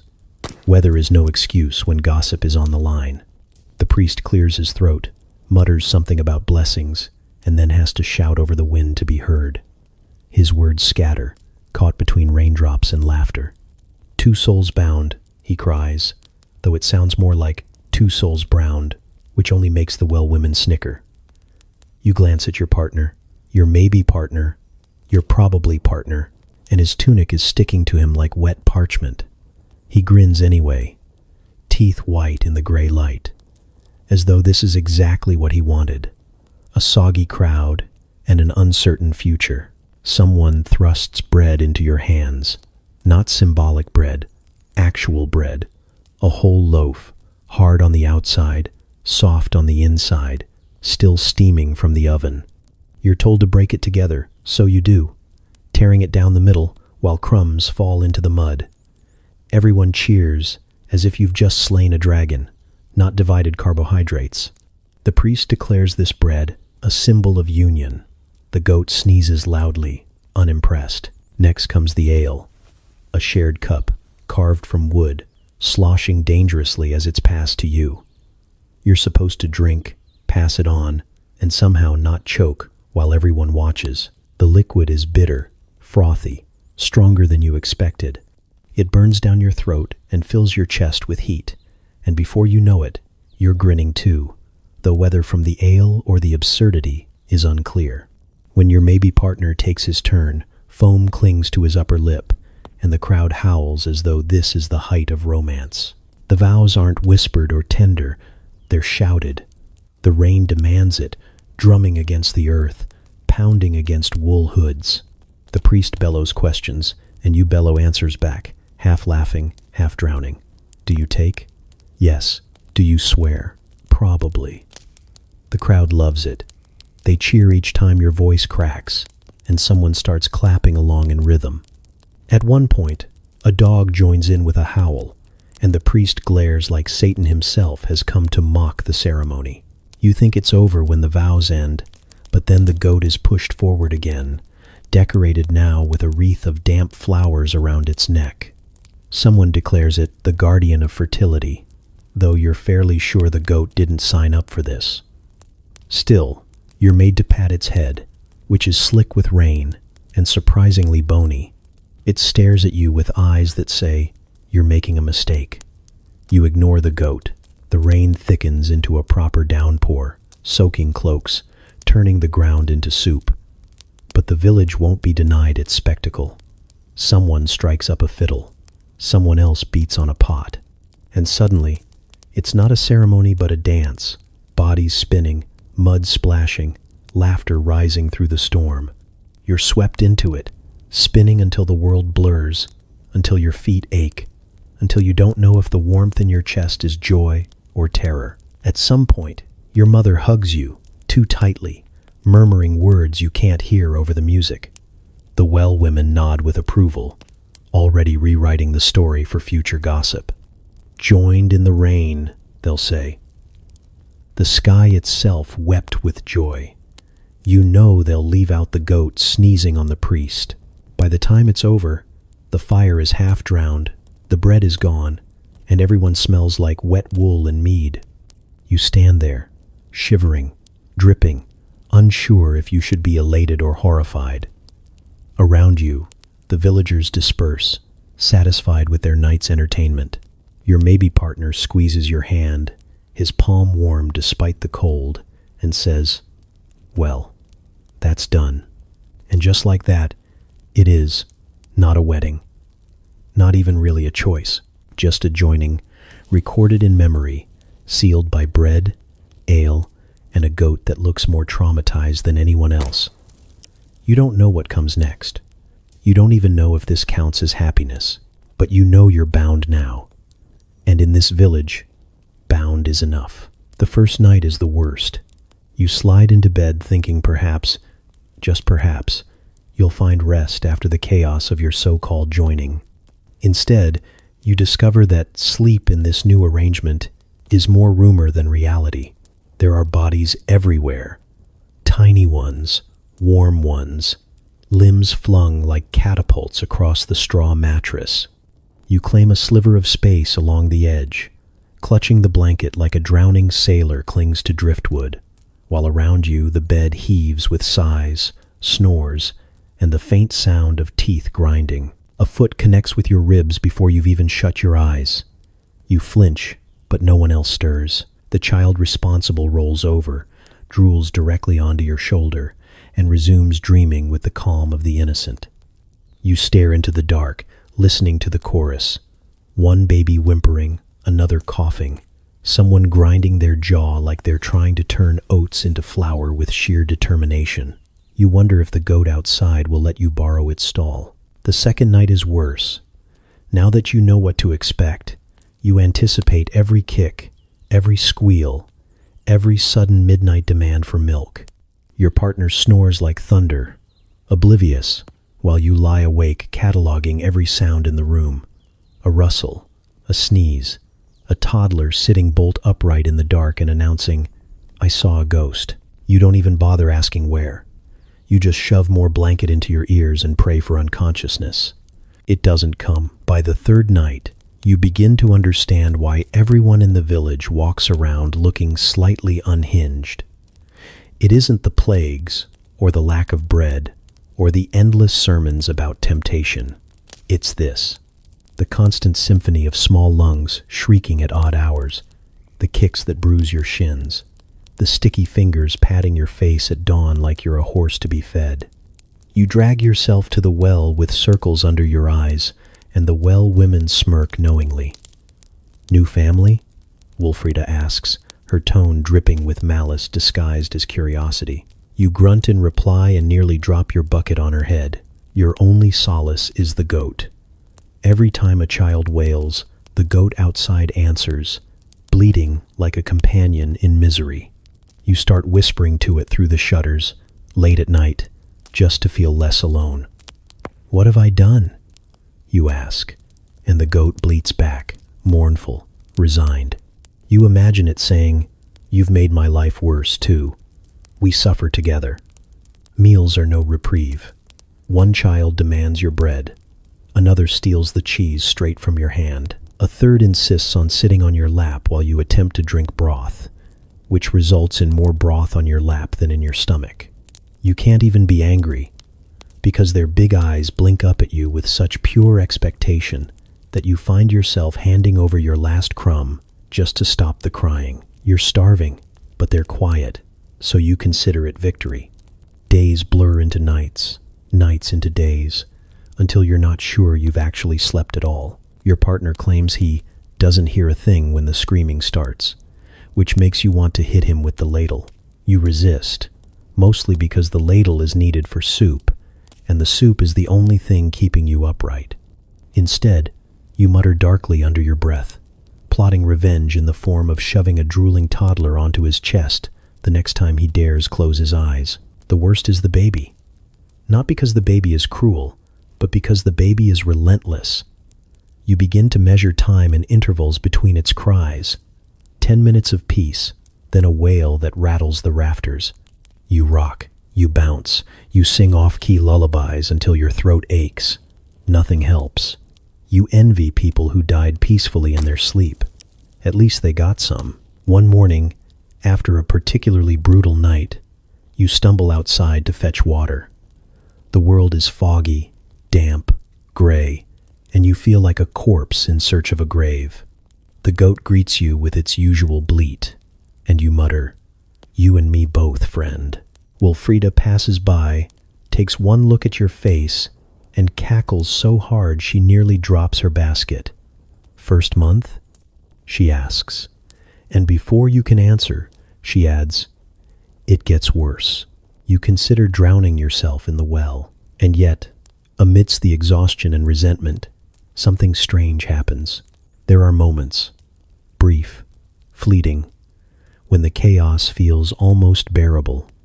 A toddler curls into your side, warm and small, sighing in sleep. The baby grabs your finger with surprising strength, refusing to let go. Even the drool on your shoulder starts to feel less like punishment and more like proof that someone trusts you enough to collapse entirely in your arms. You don't admit it out loud, not even to the goat. But sometimes, when the noise dies down and the world is briefly quiet, you think, maybe this is what family is supposed to be. Not restful, not peaceful, but tangled limbs, spilled broth, and the certainty that you are part of something bigger than your own tired bones. Then someone kicks you in the face, and the spell breaks. You press your palm to the bruise, stare at the ceiling, and whisper again, "What have I done?" The goat answers. Always. It always starts the same way, with him sidling over when no one else is watching, carrying the grin of a man who thinks he's clever and the smell of someone who bathes once per equinox.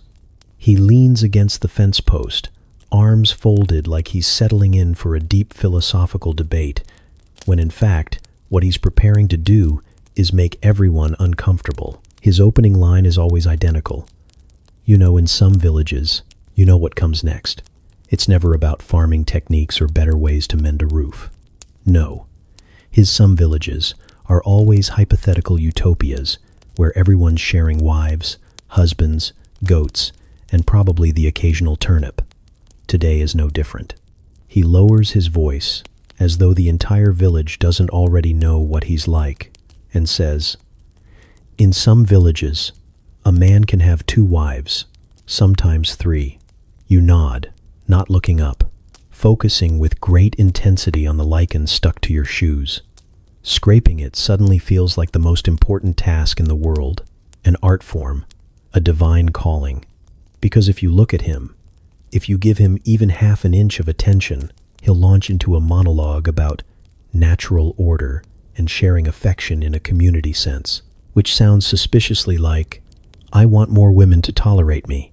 In Waited Once, he mistakes your silence for interest. He always does. "It makes sense, doesn't it?" he presses. "More hands for work, more children for the fields, more warmth in the bed." He wiggles his eyebrows on that last part, which makes you want to throw your shoe at his head. Instead, you press harder at the lichen, imagining it's his face. Sometimes he brings up examples. They say in the mountains, there's a man with 4 wives and a cow he calls his mistress. You don't ask who they are. You know it's just him, inventing stories to give his ideas credibility. Once, he even claimed a priest from another parish said polygamy was holy if the intentions were pure. No one believed him, least of all the priest, who nearly choked on his bread when he heard. The worst part is how he leans in, like you're co-conspirators in some grand secret. His breath smells faintly of onions, his beard is always slightly damp, and you can feel the heat of his grin radiating off his face. "So," he whispers, "what do you think? Could work here, don't you reckon?" You don't reckon. You don't reckon at all, but saying that outright would only fuel him. Give him another reason to debate, to explain, to outline the logistics of communal bedding as though he's discovered a revolutionary farming technique. So you mumble something like, interesting, and then double down on pretending to scrape a particularly stubborn patch of lichen, even though it's been gone for several minutes. Other people avoid him too. You've seen it. He approaches the well women once, tried to bring up efficiency in households with multiple wives. Wilfrida smacked him with her bucket so hard he nearly fell in. Agnes muttered something about sin in bulk, and Maud just cackled until he slunk away, red-eared and muttering about close-minded villagers. But still, he persists. At feasts, at market, in the fields, he finds you, or anyone, and begins again. In some villages, he'll say, eyes gleaming with the fervor of a man who thinks he's stumbled on hidden wisdom, when really he's just lonely and bad at flirting. Once, you made the mistake of asking, "What about women with multiple husbands?" He blinked, stunned, like the thought had never occurred to him. Then he stammered something about "that's different," before quickly changing the subject back to his imaginary mountain man with 4 wives. You didn't press. You learned. The children call him Uncle Moore, though never to his face. They whisper it behind his back, giggling, then run when he turns around. You sometimes think he deserves the nickname, not because of the polygamy obsession, but because he always wants more of your time, more of your patience, more of your sanity. One evening, after he's cornered you yet again, you catch your partner watching from across the green. Their arms are folded, eyebrows raised, expression hovering somewhere between amusement and warning. You shrug helplessly, pointing at your shoe like, "Look, lichen." They shake their head and turn away, muttering something you can't hear, but suspect is uncharitable. The goat, as always, seems to know. It bleats loudly whenever he approaches, as if announcing, "Beware, nonsense incoming." You've started to think the goat is your truest ally in this matter. Eventually, you master the art of escape. When you hear his opening line, in some villages, you suddenly remember urgent chores. You must fetch water, even if your bucket is already full. You must check the firewood, even if it's midsummer. You must scrape lichen, endlessly, until your shoes shine with imaginary moss. Anything to avoid the inevitable lecture on how sharing wives is as natural as sharing bread. Still, he lingers, hovering at the edges of gatherings, waiting for a chance to bring it up again. You know one day he'll corner someone new, someone younger, someone too polite to walk away, and the cycle will begin again.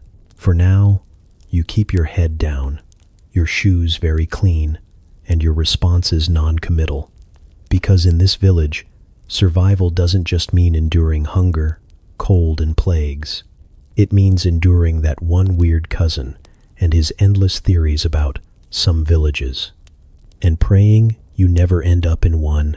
Goat herding is not what the troubadours sing about. There are no sonnets written to celebrate mud-stained boots, or the smell that clings to you after a full day chasing stubborn creatures who look at you with eyes too human to forgive. But here you are, trudging beside your partner, staff in hand, trying to look authoritative, while a goat nibbles the edge of your tunic. It isn't romantic, not in the candlelit sense. There are no flowers, no lute songs, no fluttering silks.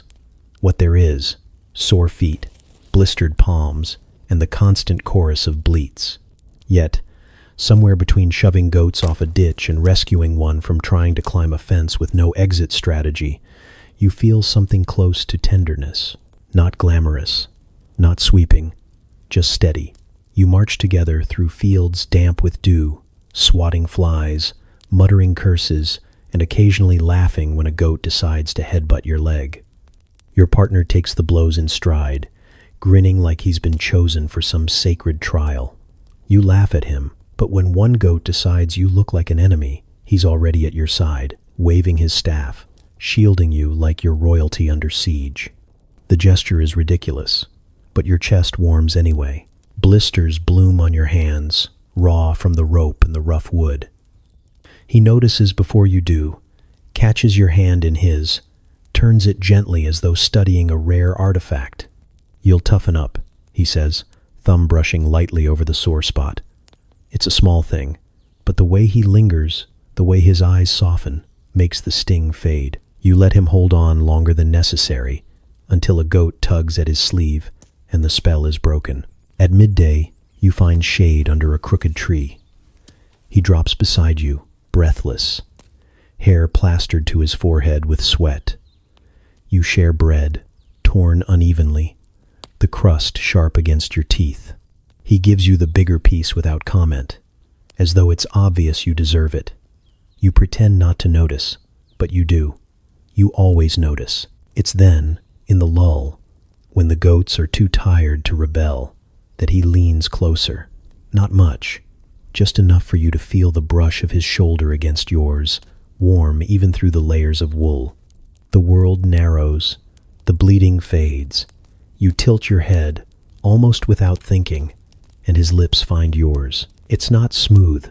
It's not practiced. It tastes of bread and salt and exhaustion, but it's real. And for a moment, you forget the blisters, the mud, the relentless goats. It's just you and him, and the space between you closing like it was meant to. Then a goat sneezes, loud, violent, right behind your head. You jump. He laughs so hard he nearly falls over, clutching his stomach, tears streaming down his face. The goat snorts again, as though pleased with itself, and saunters off like a chaperone declaring the moment over. You glare at it, muttering threats of stew and leather, but your partner only laughs harder, until you find yourself laughing too, breathless and ridiculous in the shade of that crooked tree. The rest of the day, the goats test your patience as usual. They scatter in 3 directions, they climb where they shouldn't, they butt heads with each other like tiny, furry drunks. But somehow, you mind less. Each shared struggle, each exasperated look exchanged over the heads of these beasts, feels like its own secret language. When one goat slips through the hedge, you both chase it together, your hands brushing, your laughter mingling as you wrestle it back to the flock. It's chaos, but it's your chaos, and that makes it bearable. By dusk, your feet are screaming, your shoulders ache, your clothes stink of goat. You should feel miserable, but as you trudge home, side by side, he reaches for your hand again. Rough palms, blistered fingers, grime under the nails, and still the gesture makes your chest tighten. Not a courtly romance, not a ballad-worthy tale, but something truer, something that feels stitched into the marrow of your days. Later, lying in bed, you think about that kiss, the laughter, the goat's untimely sneeze. You think about the way his thumb brushed your blister like it mattered. You realize then that love, in this life, isn't candlelight or silken gowns. It's shared bread, muddy boots, and the small comfort of knowing someone else is just as tired, just as blistered, and just as willing to chase a runaway goat with you until the sun sets. And maybe that's better than any ballad. The years creep in without asking, like damp through the roof or mice in the grain bin. One day you wake up and realize your knees sound like the mill wheel. Your back is less forgiving than the priest's sermons, and the teeth you once used to tear bread with ferocity are now dropping out like poorly nailed shingles. You don't remember exactly when it started, only that now every laugh ends with a cough, and every embrace requires a careful negotiation of joints. The hay never stopped scratching. No matter how many winters pass, no matter how many times you curse it, the straw finds ways to jab you in the side, leave welts on your legs, creep into places no material should go. The door still swings loose on its hinge too, rattling whenever the wind pushes against it, as though mocking your lifelong inability to fix it properly. And yet, somehow, none of it bothers you as much as it used to. Because now, the two of you laugh more, at the goats that never stop trying to climb into the stew pot, at the way the youngest child insists on announcing their bodily functions like proclamations of war, at the fact that your neighbor's rooster crows at midnight, drunk on its own importance. You laugh when the stew burns, when the ale runs out, even when your shoes fall apart mid-journey and you have to hobble home like penitents. The laughter softens everything. Wrinkles dig into your skin, but they dig along the lines of smiles. Sometimes, when no one's looking, you still pass each other turnips like it's a secret language. He'll slide one across the table, not a word spoken, and you'll grin because you remember what that meant once. An offering, a flirtation, a question you were too shy to voice. Now it's mostly a joke, but sometimes, in the quiet, it's not just a joke. Sometimes, it's still the question. And sometimes, it's still the answer. The bed is fuller than ever, with children, grandchildren, and the occasional stray goat sneaking in during storms. You don't get much sleep, but you've learned to find peace in the noise. You lie there, staring at the ceiling beams you've memorized knot by knot, and instead of whispering, "What have I done?" you think, "So, this is what it's all come to." And for the first time, you're not terrified. The well women have grown old too, though they still sit at the rim with the authority of queens. Their gossip has mellowed into storytelling, embroidered with exaggerations and half-remembered scandals. They nod at you now, no longer with smirks, but with recognition, as if to say, "You've survived what we survived. You've carried the weight we carried," and you nod back, feeling that survival itself is the greatest story of all. There are aches, always aches. Your partner massages your shoulders after long days, hands rough, touch clumsy but kind. You rub his back when he groans at dawn, each sound a reminder that time spares no one. The tenderness isn't graceful, it's practical. It's soup delivered to the bedside when fevers come. It's boots patched for the 20th time because he still insists on wearing them. It's sharing the last bite of bread without even asking. Sometimes, in the fields, you pause to watch him work.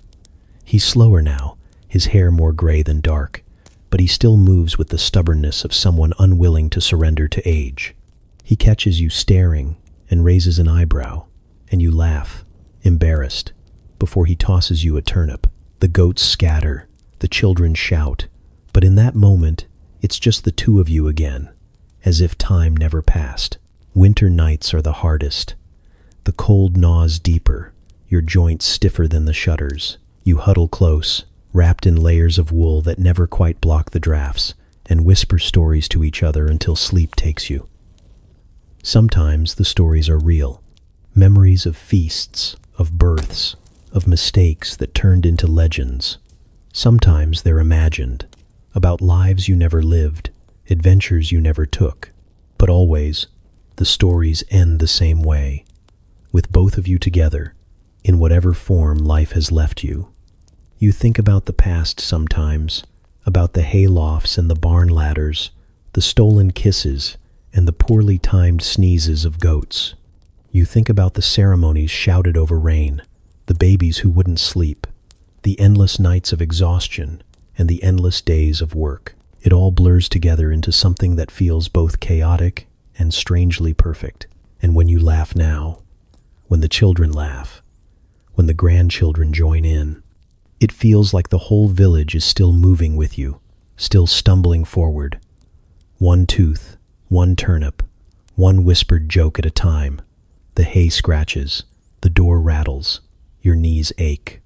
But none of it matters as much as the warmth of his hand in yours, calloused and familiar, the kind of touch that has weathered years and storms and still lingers with quiet certainty. You grin at him across the table, another turnip sliding between you, and for the first time in a long time, you don't just feel old, you feel eternal. You wake up to the sound of chickens screaming like unpaid heralds, announcing another dawn you didn't ask for. The fire has gone out, your feet are cold, and a child has somehow crawled sideways across your chest in the night, drooling into your hair. You peel them off gently, sit up, and stretch, joints popping like old doors. Beside you, your partner snores softly, face pressed into the same lumpy straw mattress you've shared for what feels like 100 years. It isn't glamorous. It never was. There's no bard writing a ballad about your mornings, no lute-strumming wanderer immortalizing the romance of scraping frost off a water bucket. But there's something steady here, something that lasts longer than roses or silk or metaphors about trembling swans. The person next to you is the same one who once winked at you over a pile of dirty socks by the river, the same one who carved awkward hearts into sticks and left them on your doorstep, the same one who thought a goat sneezing in the hayloft was the funniest thing in the world.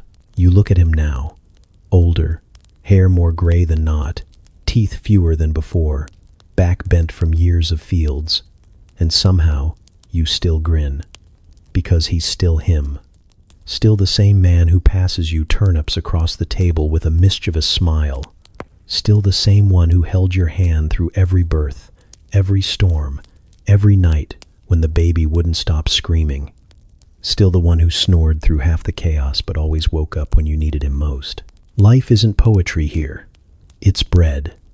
Hard, stale, often burned, sometimes rescued by dipping it into broth.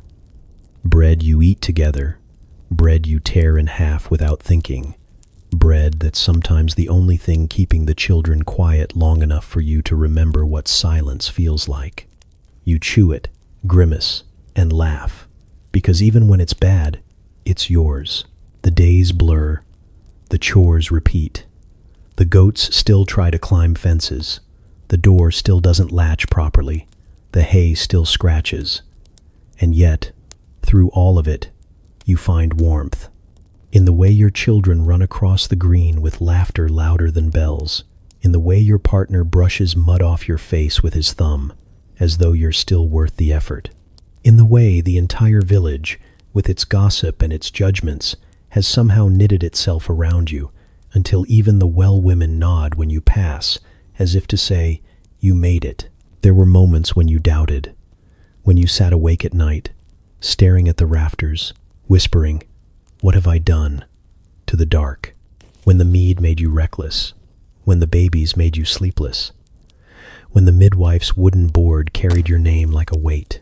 You thought then that it might all collapse, that you'd drown in the noise and the labor and the endless cycle of planting, birthing, and burying. But somehow, it didn't collapse. Somehow, it worked. Not perfectly, not without bruises or regrets or a few too many arguments about goats eating laundry. But it held together, like a patched tunic, frayed at the edges but still wearable, like a roof that leaks in 3 places but keeps you dry enough, like bread that's never quite good but always fills you anyway. You stretch again, your back complaining, and glance at your partner as he stirs awake. His eyes open, squinting against the pale light creeping through the cracks in the shutters. He yawns, scratches his beard, and says something unintelligible about needing more firewood. You laugh, because you've heard that exact sentence every morning for decades, and you know full well he won't gather it until nightfall. The chickens are still screaming, the children are stirring. The day is already demanding more than you feel ready to give, but you lean over, press your lips briefly to his forehead, and feel him smile under the weight of years. There's no poetry here, no ballads, just warmth, noise, love, and bread. Always bread, and it is enough.